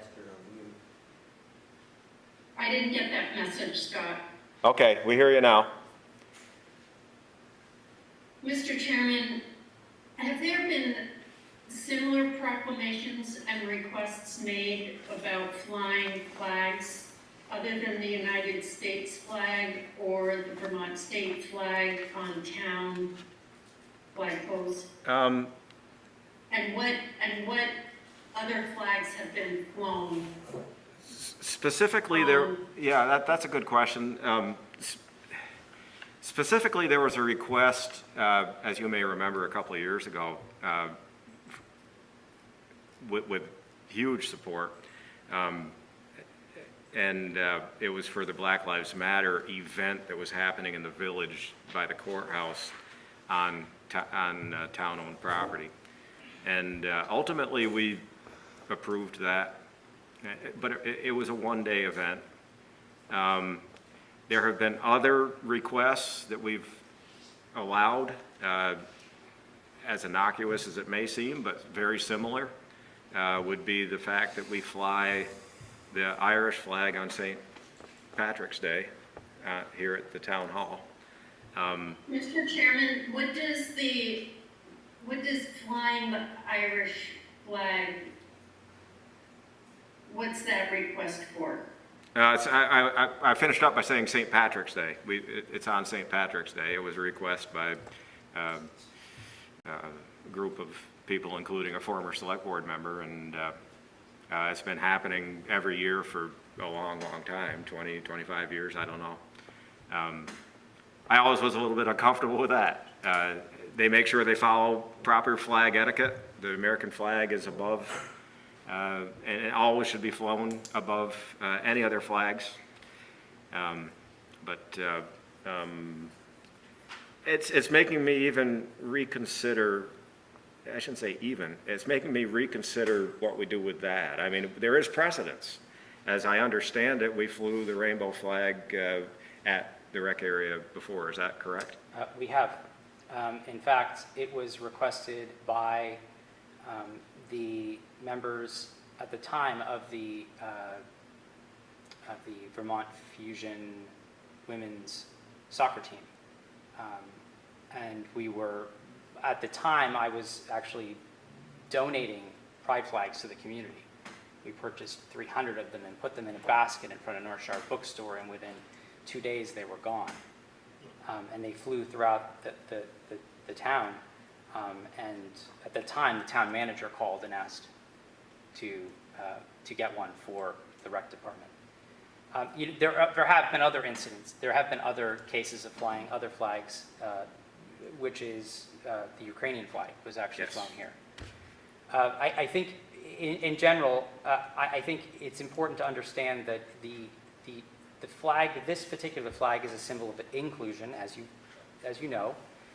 It is designed, in fact, to recognize a significant swath of an understanding of folks who have not been identified or represented just by the American flag. And I need to be very, very clear with this.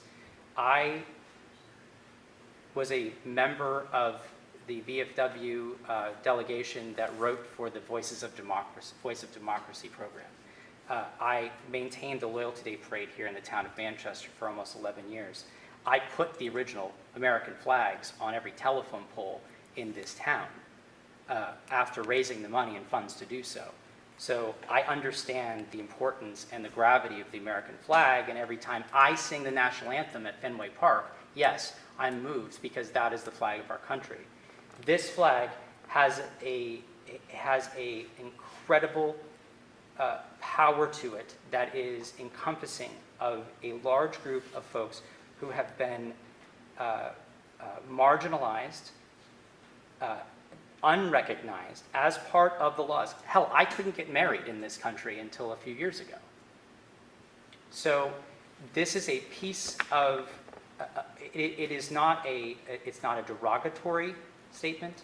It is not a organization. It is a movement that has started from the 70s. I mean, I have the proclamation here from the governor that was signed last year, recognizing the importance of that Vermont plays in being on the forefront of changing the minds and sentiment of the LGBTQ plus community in this country. I think where I moved to raise the flag is that when I did approach the town about putting up flags in spots that I had originally put up in the first place, I was shot down wholeheartedly and told that, yeah, we could put a flagpole somewhere in the back of the town green and we could have a flag committee and maybe decide which flags are going to go up there. Now, based on the Boston ruling, if that is the case, so be it. But the fact is that this was being relegated to the back of the town green on a pole that wasn't part of our fabric in our community. The flag, if flown, would not be raised higher than the American flag. The flag would not be, it would be flown with the same dignity as the rest of the flags, and the American flag, if I'm the person sitting there taking it down, is going to be handled with all respect. And I believe that this is a moment that our community can, for lack of better words, put its money where its mouth is and show that we're serious about something. And especially in something as great as this, I think it bears all of our further resolve that we make this movement to show the pride that we do believe in those folks. And it's not just a matter of words, we're willing to actually show it. And I understand the hesitancy that you may have of what does this lead to. And I've heard that argument every single time I have brought this up every place. Yeah. And if we're not willing to step forward and say, this is something we as a community appreciate, and we're willing to honor those who have been part of this community, I mean, we have to make a statement because, you know, when I was running for this position, I stood in the roundabout, and I was called fag 3 times by a car passing by. I wasn't wearing anything that showed I had anything on me that represented, other than the fact that my husband was standing next to me. And the fact that that can happen in our community, a proclamation, yes, it's beautiful words and it's a sentiment that we as a board and a town and a community accept that, but showing a flag is in solidarity, just like we stood with the Ukrainians, just like we remember the many Irish folks who work in this town and this community. I don't agree that it could lead, sure, there could be people that could come to us and say, I want to fly X, I want to fly Y. I think the bottom line is that the basic rule is that it's of inclusion. It is not exclusionary. And it is, in fact, a movement of folks that is just not, I mean, I put in my words, it's not just the folks who identify as those, it's the allies. There are people here tonight, I mean, that are not part of the LGBTQI plus persuasion, but they are allies of that community. And they equally want to see the success and admiration of that community and the struggles that they've been through and continue to have in certain parts of our country, and know that we are willing to step out and say, this is who we are, and we support you. I have somebody on the screen, Zoom wants to hand. Anya. Hi, thanks for listening. Jonathan, I just wanted to say that I think it's a beautiful proclamation, and I want to show my support for this and for raising the flag. A few things that I've thought of while listening to everyone. One is that I wish we were in a place where the American flag represented inclusion, but still for a lot of people it doesn't. And I hesitate to say this, but being a little bit of an outsider, not having grown up in Vermont, some places in Vermont have a reputation of not being welcoming. And to raise this flag is not just a sign for this community and for all of the people in the LGBTQ community and their allies, but also when people drive into this town, it is a place where people will know that they are welcome. And I think that all of us here would love this town to be thought of as a welcoming town and an inclusive town. And I don't understand the precedent of all of the, any law cases that have been brought forth, flying them on government properties, but I will say it seems like something that the select board could, or the town could agree that flags can be flown that have a positive, inclusive message. St. Patrick's Day inclusive, Ukrainian flag, and this definitely would fit in there, and it also is a chance to show the progress that a lot of the people in this state and community feel is really important to embrace. That's it. Thank you. That was very well put. I just want to, and I'm going to let everybody speak, I just want to explain my position just a little bit, and I was part of the decision when you asked to put up the flags before, to not do that.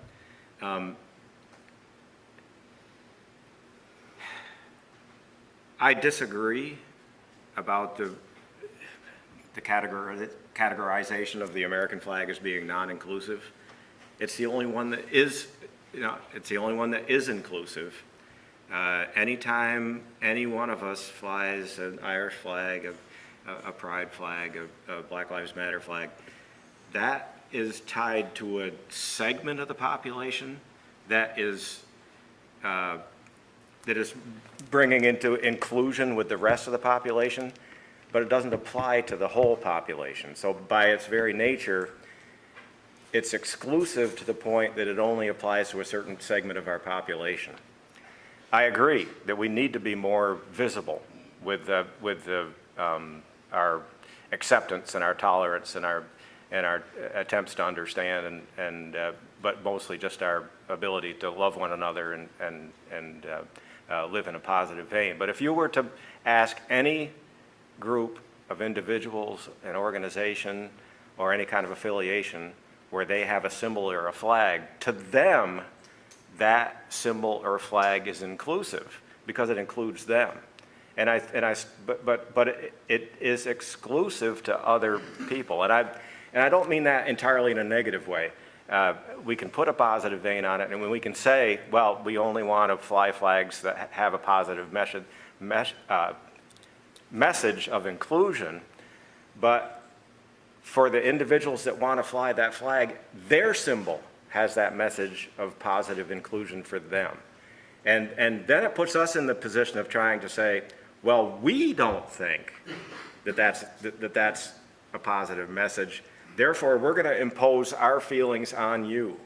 And so that's the problem that you get into. There are so many good people in this room, and I feel terrible that I'm taking this position because it goes against most of the fiber of my being, which is to like people no matter who they are, and whether they live the way I do or not. That doesn't really matter to me. I'm a very conservative guy. Probably a majority of my friends are liberals. I don't think about that. I don't think of Jonathan as being gay. I don't think about that stuff. It's just, I know Jonathan's a kid that went to school with my kid. My kid thinks he's a great guy. I just want you to know that. And my mother voted for you, so just so you know. But I'm trying to make the right decision that not only addresses the issue, but doesn't put the town and I mean local government or the people that live in this town in a position where they are compelled to then allow something to happen that they don't feel good about. And that's a very real possibility. And that's where my concern lies. We got another hand up. Well, we got a hand up on here, but we had hands up in the room first. Jamie. Jamie DeFore, for those of you who don't know me. I agree with what Bill said and what you said. As someone who served this country in the military, I get that, what you're trying to say about the flag. But what I also want you all to remember, and some of you people will remember, are friends of ours that have left this town because they didn't feel safe. Jonathan left not because he didn't feel safe. He left initially just to go somewhere else, but he found it was easier to come out. A lot of us want to have a place to call home, but we also want our customers and our friends and our families that visit us, we want them to feel safe too. And by showing a form of solidarity where we're going to say, yes, we're going to acknowledge this for the month of June, we're remembering the people that have left here, people that you went to school with that had to move north to Burlington or other places because they didn't feel safe here. And other people that work and live here in the shadows and are afraid to come out, and only because people like me are visible, they come out. I may not be as strong as Jonathan, I may not be as strong as you are, but what I will say, it's important that we let people know we're there. And we're not asking for you to change the rules, we're not asking to say that this is more important than anything else. But I think it's really important that people see it. I don't think you're absolutely right with your thoughts, but I do agree with how you think. It doesn't make sense the way I said that, but this is a small step to allowing people feel safe. The state's already doing it to a certain extent. I don't see why we can't do it. This is a very, very international town for the people that come here. Let's not close them out. Thank you. And I disagree. That was a very strong statement. I disagree that you said you're not as strong as maybe some of the other individuals in the room. I think it's important. It is. Thank you. We have two hands up. Yeah, I'm gonna get everybody, I'm gonna go, who was up Yeah, first? Kimberly was actually up first. Was Kimberly up Yeah. before? Okay. Yeah. Kimberly, go ahead.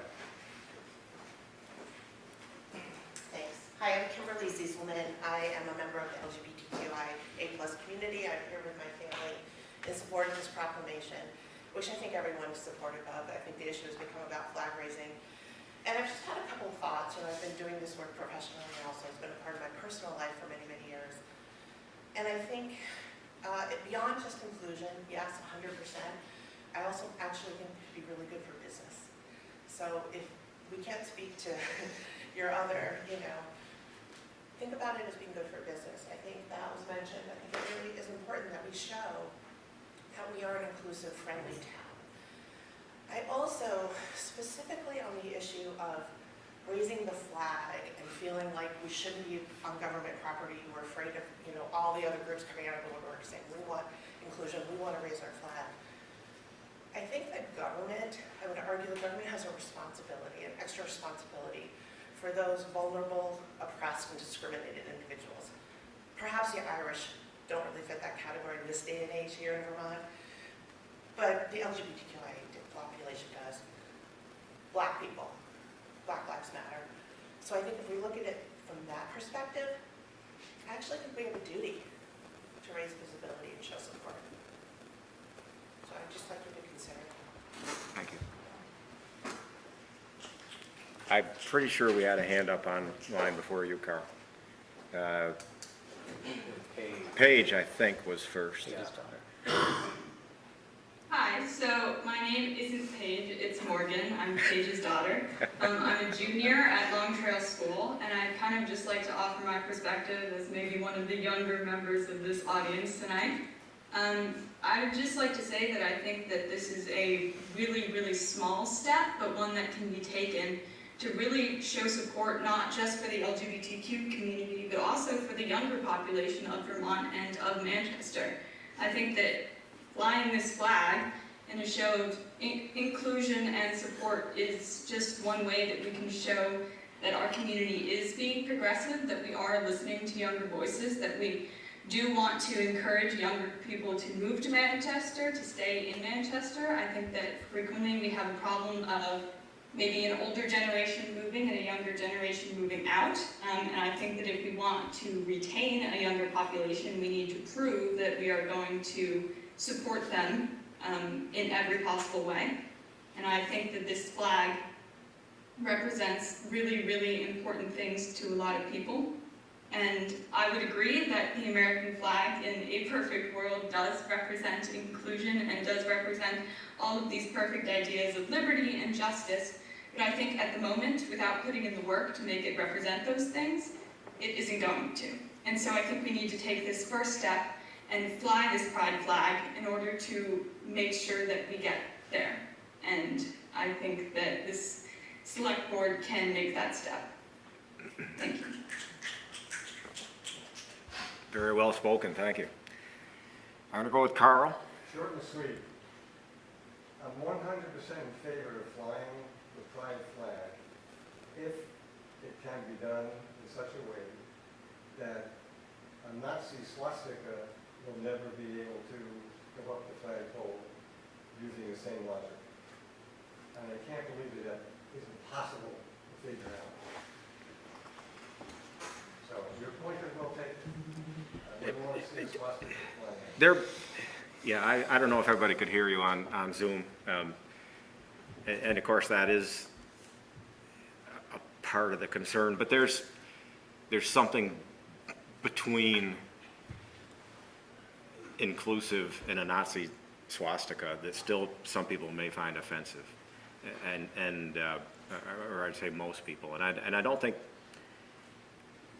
nobody that I know is offended by, nobody that I know that I've talked to is offended by the pride flag. It's the, and everybody says, you know, it's good to see it in town, but you have to be careful about putting it on government property. I actually spoke with a ranking government official in the state government who happens to be a member of the community, and by the community I mean the LGBTQ community, that said, be very careful.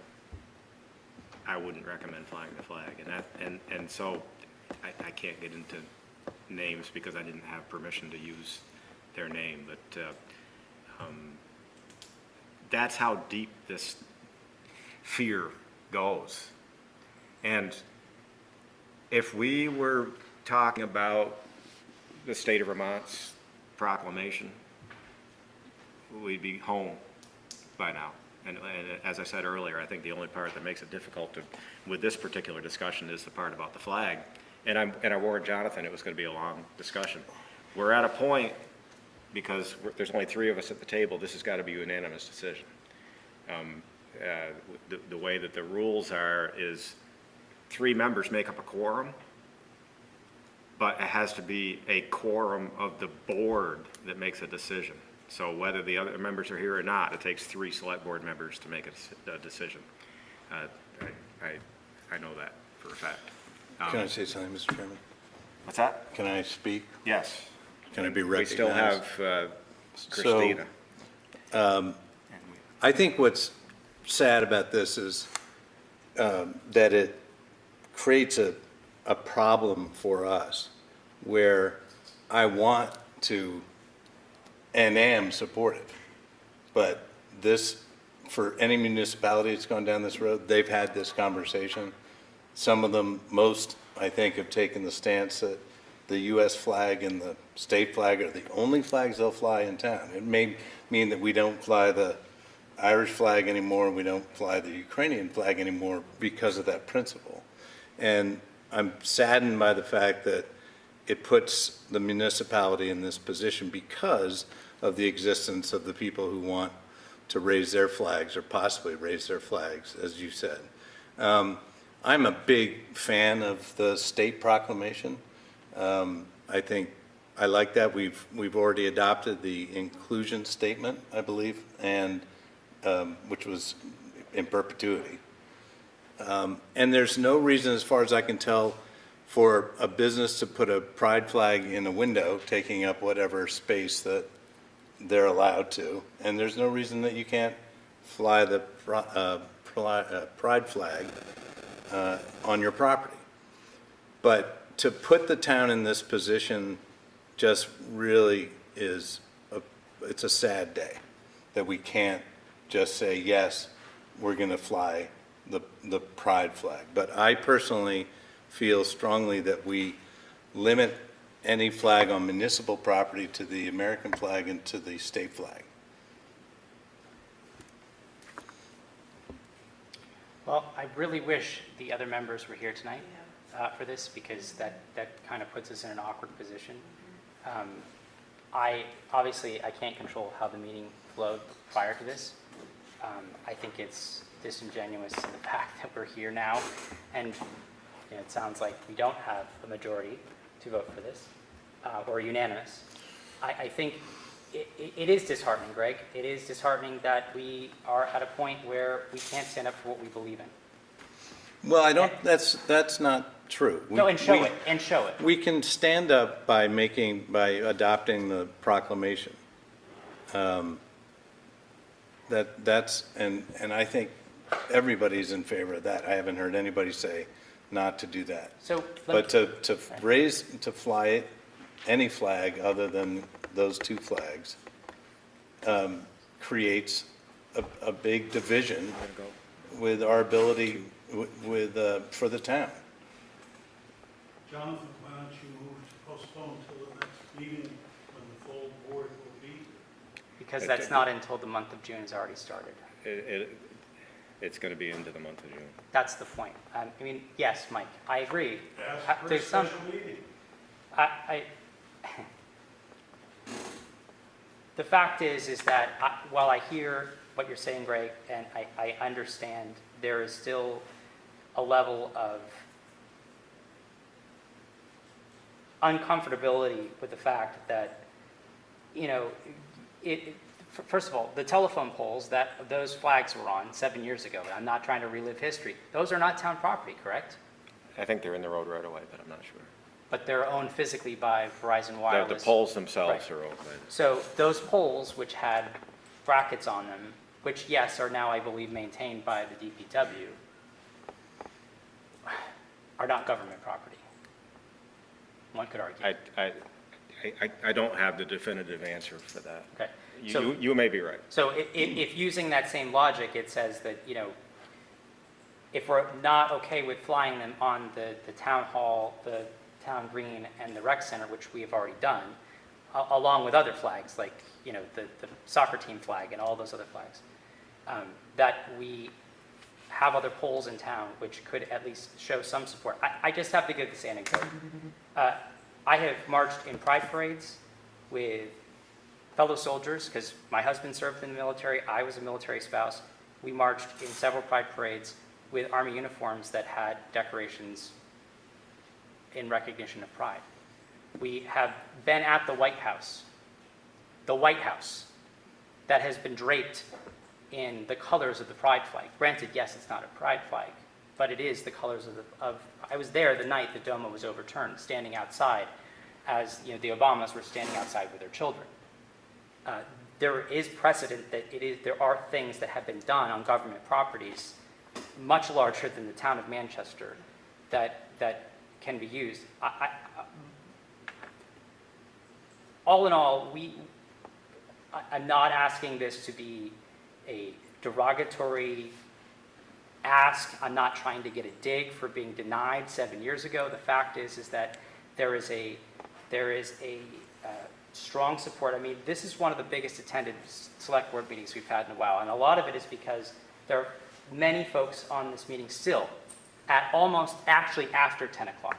Yeah, which For this brings up a reason. point. We Yes. have to extend the meeting again. I didn't want to cut you off. Okay. I'll make a motion to extend the meeting. And Jonathan, So, Jonathan, you'll second it? Yeah, I'll second. And we'll vote aye. Aye. Okay. So to basically close up, because I know there's been many things said, is that, you know, as a member of this community since birth, seeing something I have memories in this building from probably just as many as your son does. This is the center of our community. This is the town. This is something that is the center point of how things work in our community. If I had seen a pride flag on the town office when I was in 6th grade, it would have spared me decades of pain and sorrow. So I leave you with that. I just believe we can do more.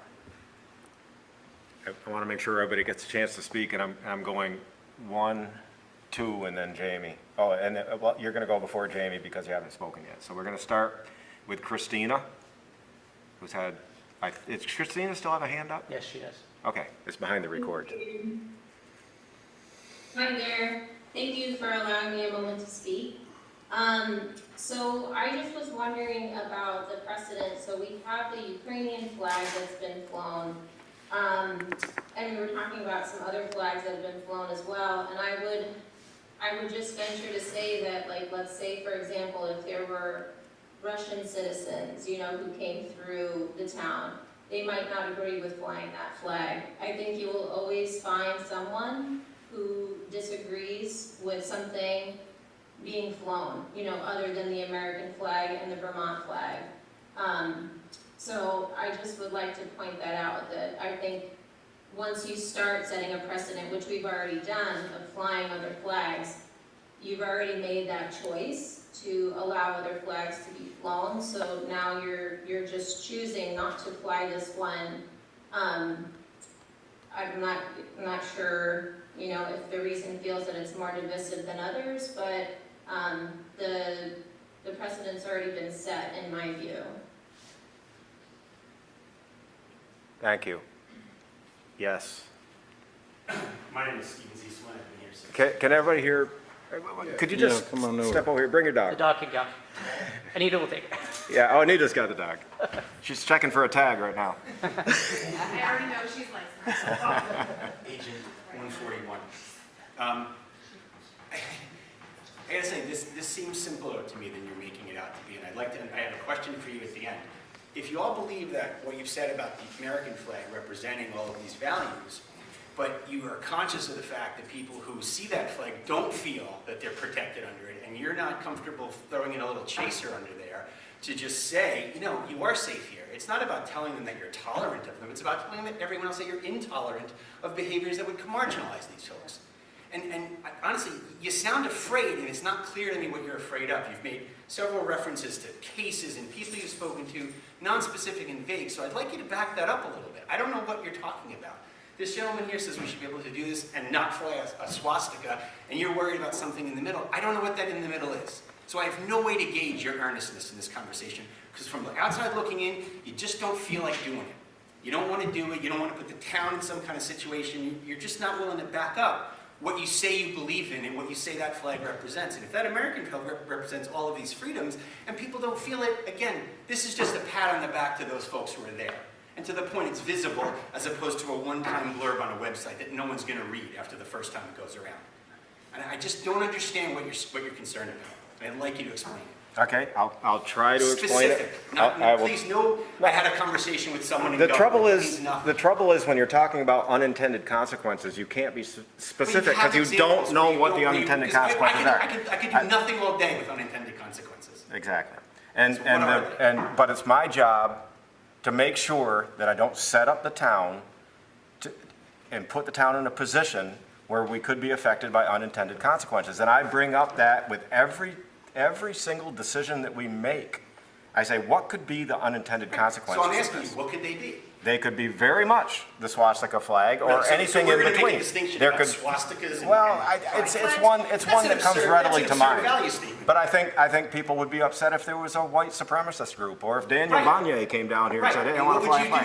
What would you do as a board? As a town board, would you take that proclamation and you'd vote on it, right? And the presumption is that you're not complete psychopaths, so you'd vote it down and say, no, thank you, because we don't think that... And you know what the next thing that would happen would be is that we're in court. We're a small town. We don't have a lot of money, and we're trying to defend our position where we allowed one group, but not another. Our position is supportive of what that... And trust me, I've been in court a lot because of unintended consequences on behalf of the town. To pay for the fees. Yeah, and I'm not arguing with you. I'm just saying. Well, you kind of are, because you're putting up obstacles, but not specifically. And I find that to be a little frustrating, to be candid, because this is not... The Shurtleff versus V-Boston. The Shurtleff. case in Boston was what he cited. And basically what happened, they went to the Supreme Court and they sued... I'll write it down and I'll take a look. And so it's Shurtleff v. Boston, and You got it there? and it wound up in the Supreme Court that found it was okay for somebody that nobody would want to fly their flag. It was okay for them to fly it.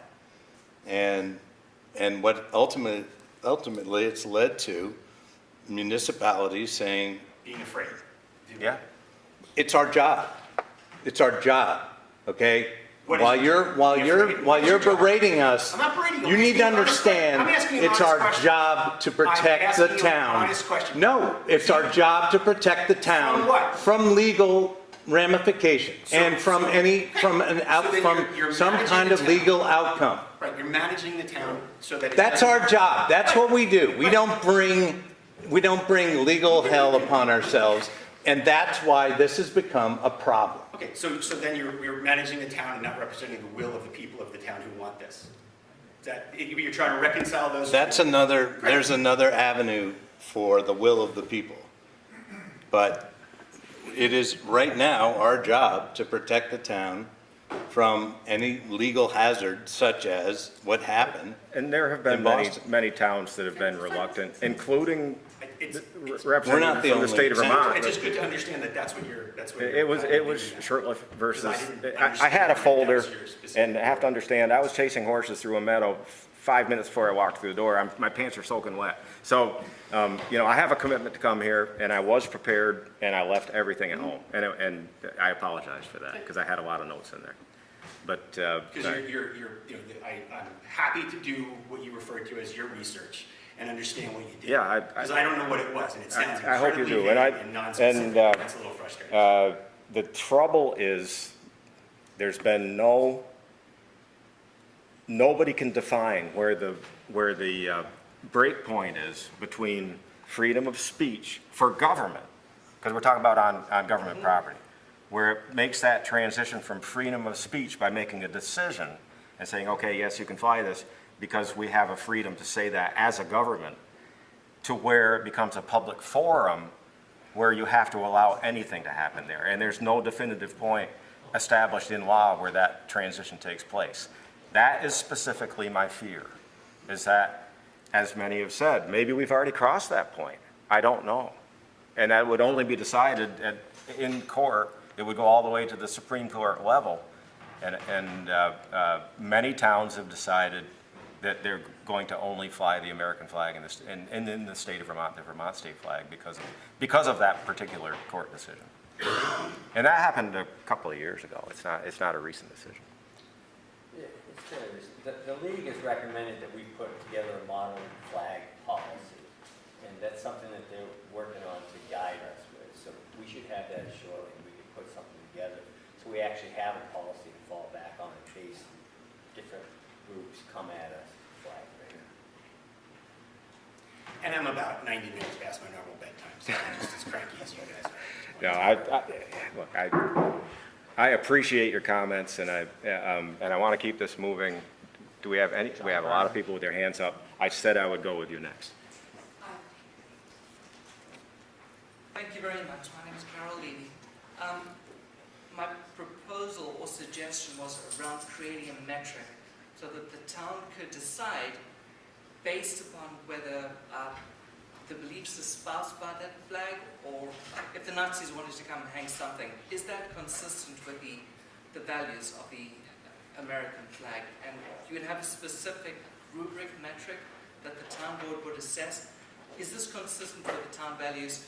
Do we support the values espoused by this flag? Is this our community values? And then you would vote on it and say, yes, it passes our rubric.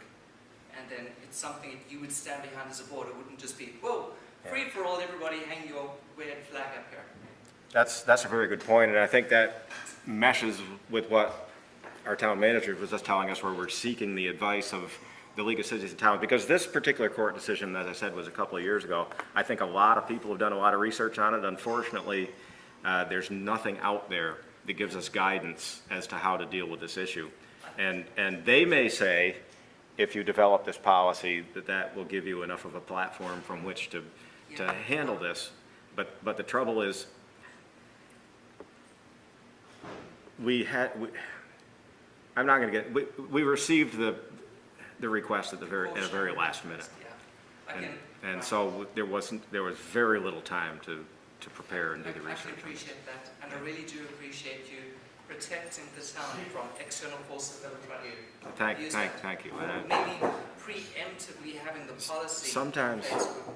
Sometimes we have to step back and understand that we're going to disagree on certain things, but we agree on so much more. And there are no villains and no heroes in this room.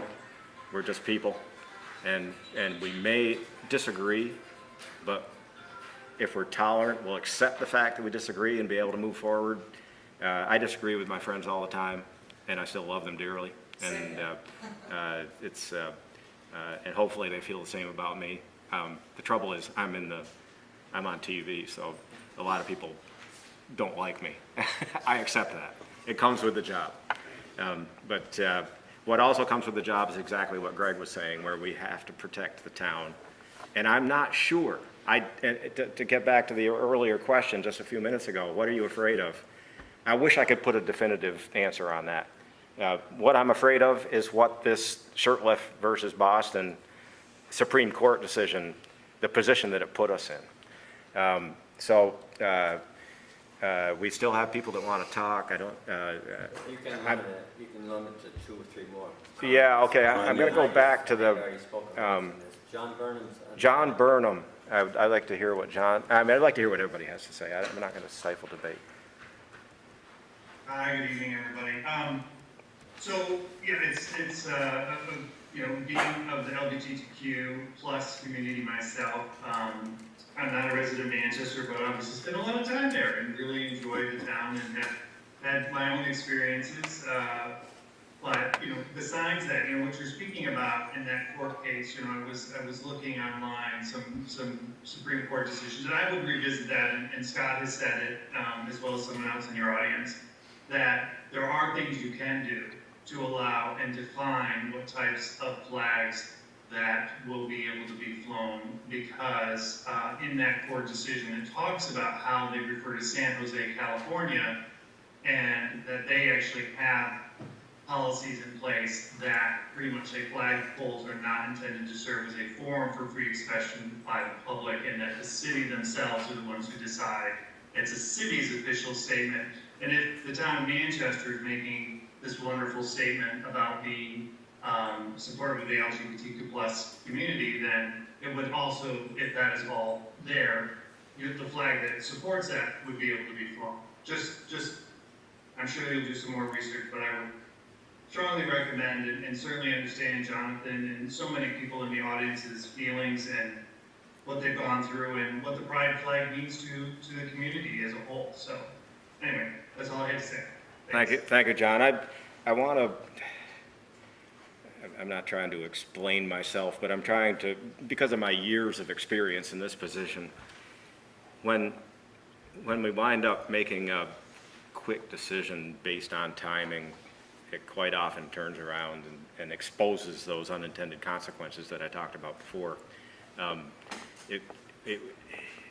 Unfortunately, we don't have the time to this is the meeting where this has to take place. I mean, in order to meet the time requirement.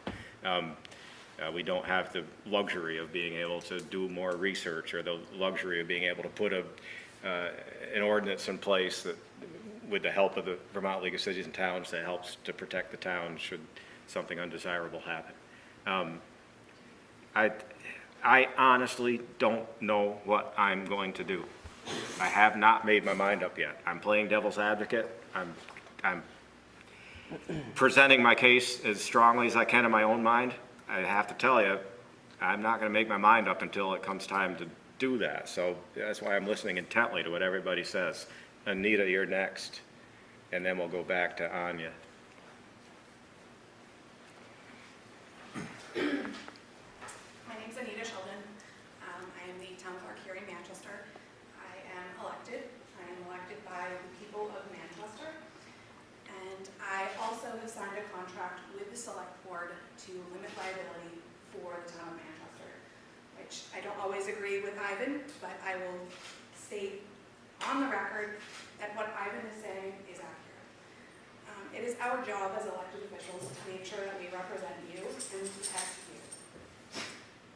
On the other hand, I also support Jonathan. I support that community.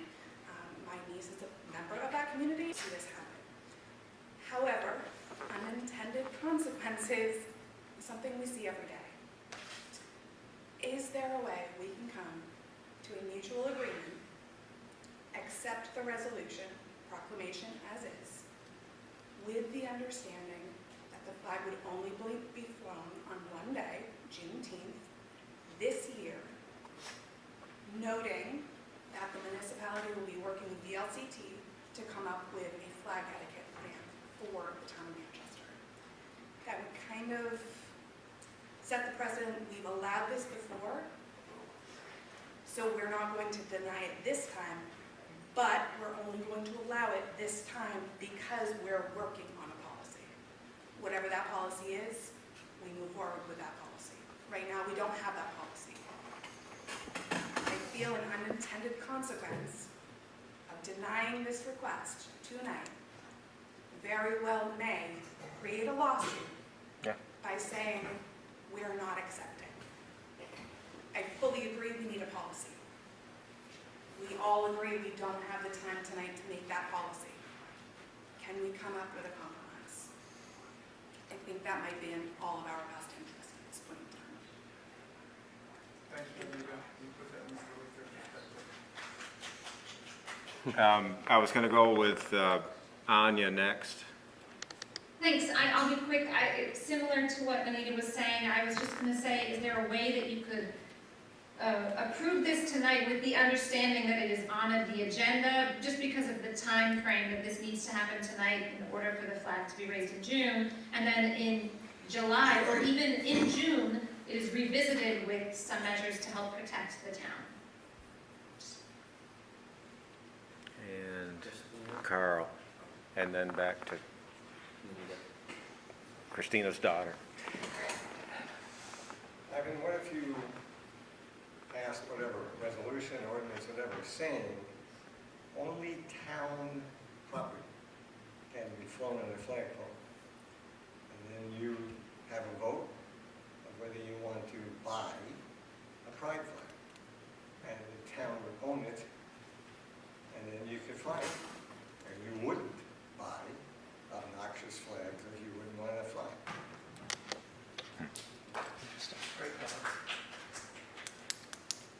Interesting words at the late hours. It sounds like that it has potential. Not being an attorney, I don't know what the liability of doing that, and that's the problem when you're backed into a corner with a timetable. We're going to make a decision here this evening. We're going to pass a proclamation in some way.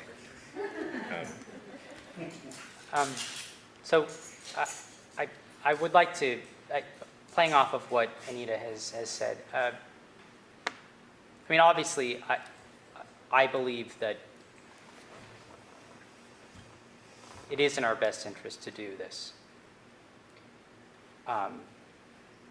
However,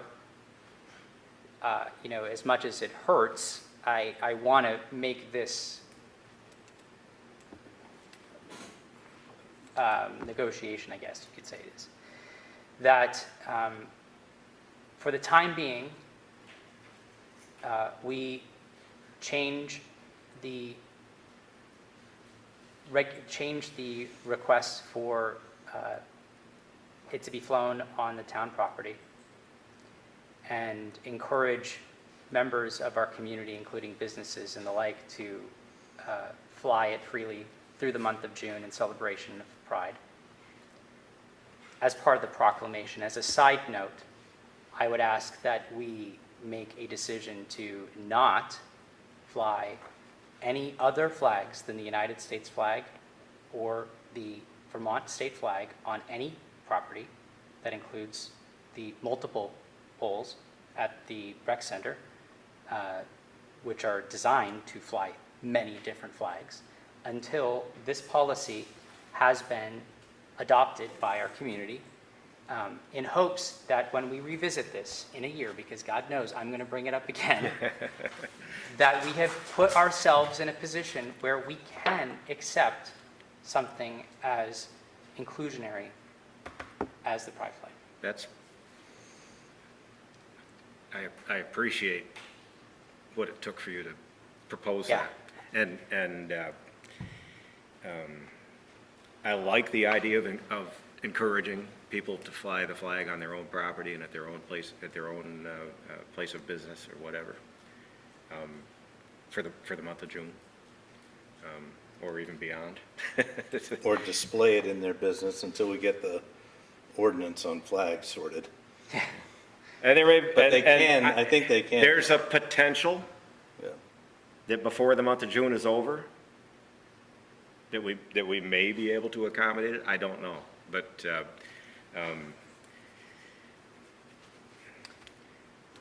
Okay, so you're amending So the proclamation. So really, the only thing that needs to be amended would be the last item, which is the be it further resolved, that the Yeah. Pride rainbow flag will be raised on this day, the first day of June 2024, and lowered on the evening of the 30th at Town Hall, et cetera, et cetera, et cetera. I would strike the,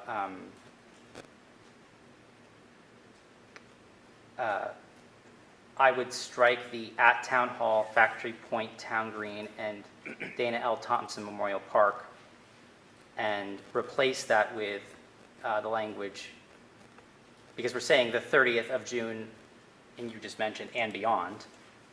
But let's just say for the month of June. Yeah.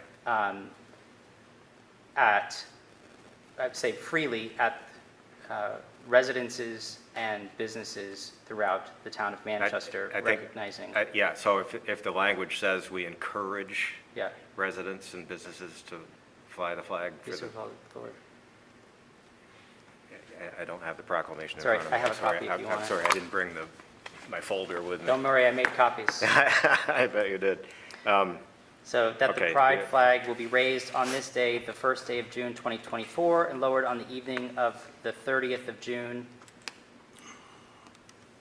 Oh, I say that, Why don't we replace the whole Yep, you're right. paragraph and say, be it further resolved that the select board encourages both residents and businesses alike to fly the pride flag on their properties for the month of June, something along those lines. You can, yeah, but then could we complete it with recognizing all LGBT, and finish Yep, that statement? yep, Okay. yep. Okay. And, And then I would, so that would be the change to the, that would be change to that part of the proclamation. And then I would ask, there was nothing else in Yes, no, reference there's nothing to else. the specific flag on the town. But I would, also ask that we make it part of our process moving forward, that we don't allow any further flags on those spots until we've, okay, let's do it in two separate motions. okay, Make a motion on the. okay. on the You're going to resolution. say, you're going to keep the dates of the 1st of June through the 30th, right? Yep. Okay, I Yep. just wanted to clarify that. Yep. But then change it that. And I got the rest of it. That the select, okay. Yeah. So, is that a motion, Jonathan? I move to adopt the proclamation As as amended. amended. Second. Moved and seconded. I'm sure there's no further discussion. All in favor, say aye. Aye. Aye. Now make another motion I make a motion to fly just, to only allow the flying of the American flag and the Vermont state flag on town property until a proper flag policy has been enforced and adopted. did you get that, Bonnie? Is there what's that, Mike? Delete proper. You don't want people to argue Oh, whether this is a proper word. Until until a Until the policy, select board adopts. adopts a policy, okay, proper or not. You're right. Thank you. as noted. Unintended And consequences. that doesn't include like the little flags over at the stadium at, say, the stadium name. You're talking about on our major flagpoles. That's correct. You're not Well, talking, and- what am I talking about? Well, yes, we're, Because there are some that say the name of the stadium. I don't know what it says. There's 4 or 5 flagpoles there. I think, I don't know. There are 5, because that's where the American flag, that's where the pride flag flew, next to the fusion flag, next to. Oh, it's on that, it's on that. That's But where right it now, I is. don't know what he's got on there. I think it's just about the stadium itself. I don't know what's I don't there. know. Well, maybe it has to come down.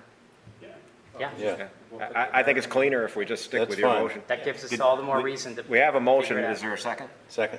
Moved and seconded, all in favor, say aye. Aye. Aye, okay. So if we have other flags over there, they gotta come down.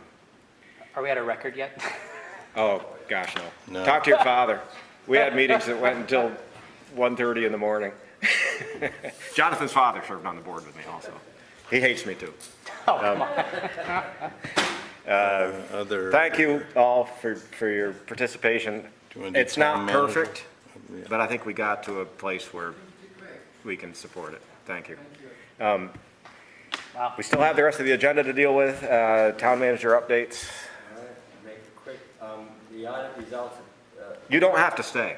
we have not received the audit, complete audit yet. We have received the draft audits, and they've dinged us for 4 different findings that they have found. And I'm just going to quickly run through them. One is a cash disbursements situation where they, during the course of the audit, they performed cash disbursement testing. In the sample, they found instance where a check was not approved on a warrant. So there was one particular time, one check had to be done on a special basis for some reason over the course of some years ago, and the warrants weren't signed at that time. So we have a policy in place that won't happen again. Okay. Second, there was a payroll processing thing. It's in our sample of payroll disbursements, we found instances where employees had not signed their timesheets, and instances where wages were paid to part-time employees who were not documented with sufficient evidence for their internal control duties. So what happened was basically kind of like in the police department, where their hours were signed in by the chief. He would give us a whole report of all the staff and how many hours they worked, but they weren't signed by the individual officers and dispatchers. So now we're changing that policy to correct that. So everybody's going to sign their own time sheet. Reconciliation of the general fund checking account, that should be done on a monthly basis. Mike, of course, was doing it on a regular basis, but not combining it with the general fund ledger with Greta, and so now that's being done on a monthly basis also. And finally, this one is going to come back to you guys. Capitalization threshold policy needs to be set in place. What that is just when assets of a certain size diminish in value, when do we take them off the books, and at what rate do we diminish their value? Yeah. And so that's a policy that you guys will have to approve, so I'm going to bring that to you in the near future. So, Other towns must have something. Sure, and I've asked the auditors for a template to work on. Yeah, so good. We'll get that, and we'll get that in front of you shortly.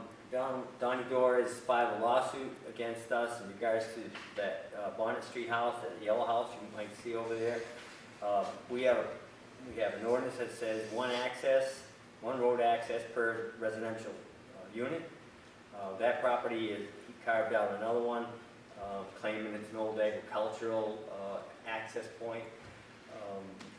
And so he's now suing for that second access. In an effort to work with him, we had granted him an agricultural access. So we would have had a residential access and an agricultural access. I'm not sure that was the right thing to do, but that's what was that's the way it was handled. Didn't appease him, and now he's filed a lawsuit against us on that. So we have to respond.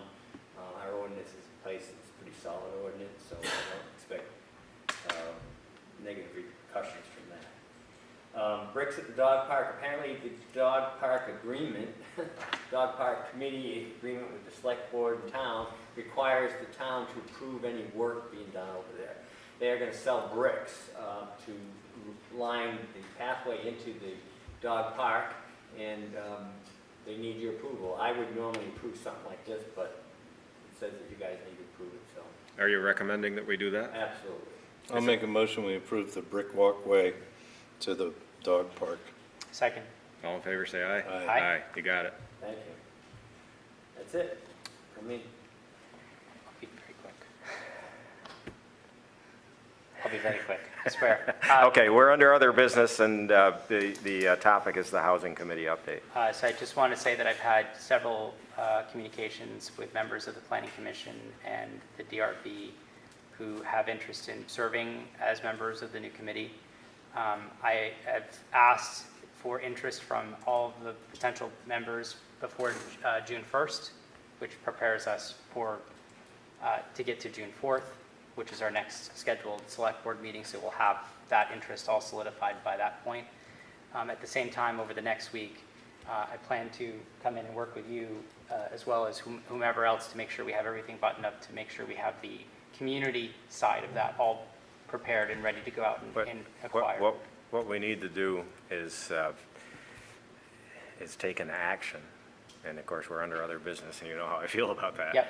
To create the committee, and I don't know if at that point we also create a mission statement or whatever, or if we let the committee come back with that. Yeah, you can do that at the next meeting. Yeah. Because we've already given the indication to move forward with. Right. Yeah. creating- So it needs to get on the agenda. Correct. Okay, so we'll And add so that we can to deal with it. the agenda. And since we don't have a board action, it was pretty much a discussion It was between just you an and me. update, To actually create the committee. We're kind of doing this at peril a little bit, just because we may not get the affirmative vote from the Sure. board. I assume Yes. very strongly that Yeah. we will. Right. But, we just have to follow that sequence. So, Sure. so if we can get it on the agenda for the next meeting, I think we can deal with all those things. Correct. Bill? Quick question related to that. How will general members of the public or people who are interested be able to be involved or apply for a position on the committee? That's a really good point. And that's why there needs to be an agenda item that we're creating a committee, and then to give people the opportunity to participate in that discussion, and then a decision made to create the committee. I don't want to have it all handpicked before we get to that point. No, and, even in the timeline, and I don't have it up in front of me right now, but the timeline originally was that this meeting was going to be for any adjustments or anything like that to the original plan. Yeah. And then the next meeting, we would move forward with the official, Yeah. this is how So we're gonna. We're gonna run a meeting behind. Yeah, which is fine, but we were also starting to, because one of the other pieces of that timeline was to say, okay, then by this point, we're going to have the mandatory members assumably the mandatory members from the Planning Commission, the Select Board, and the DRB selected. That was beyond the next meeting. Yeah. So we actually are technically Okay. somewhat ahead. All right. Very good. The goal still is to have the first meeting, if possible, if we can get everything done before the beginning of August. Sounds cool. Yeah. Any other business from this table only? You all had your chance. Hearing none, the appropriate motion would I'll be make a motion to adjourn, Mr. Chairman. I second it. Non-debatable motion. All in favor, say aye.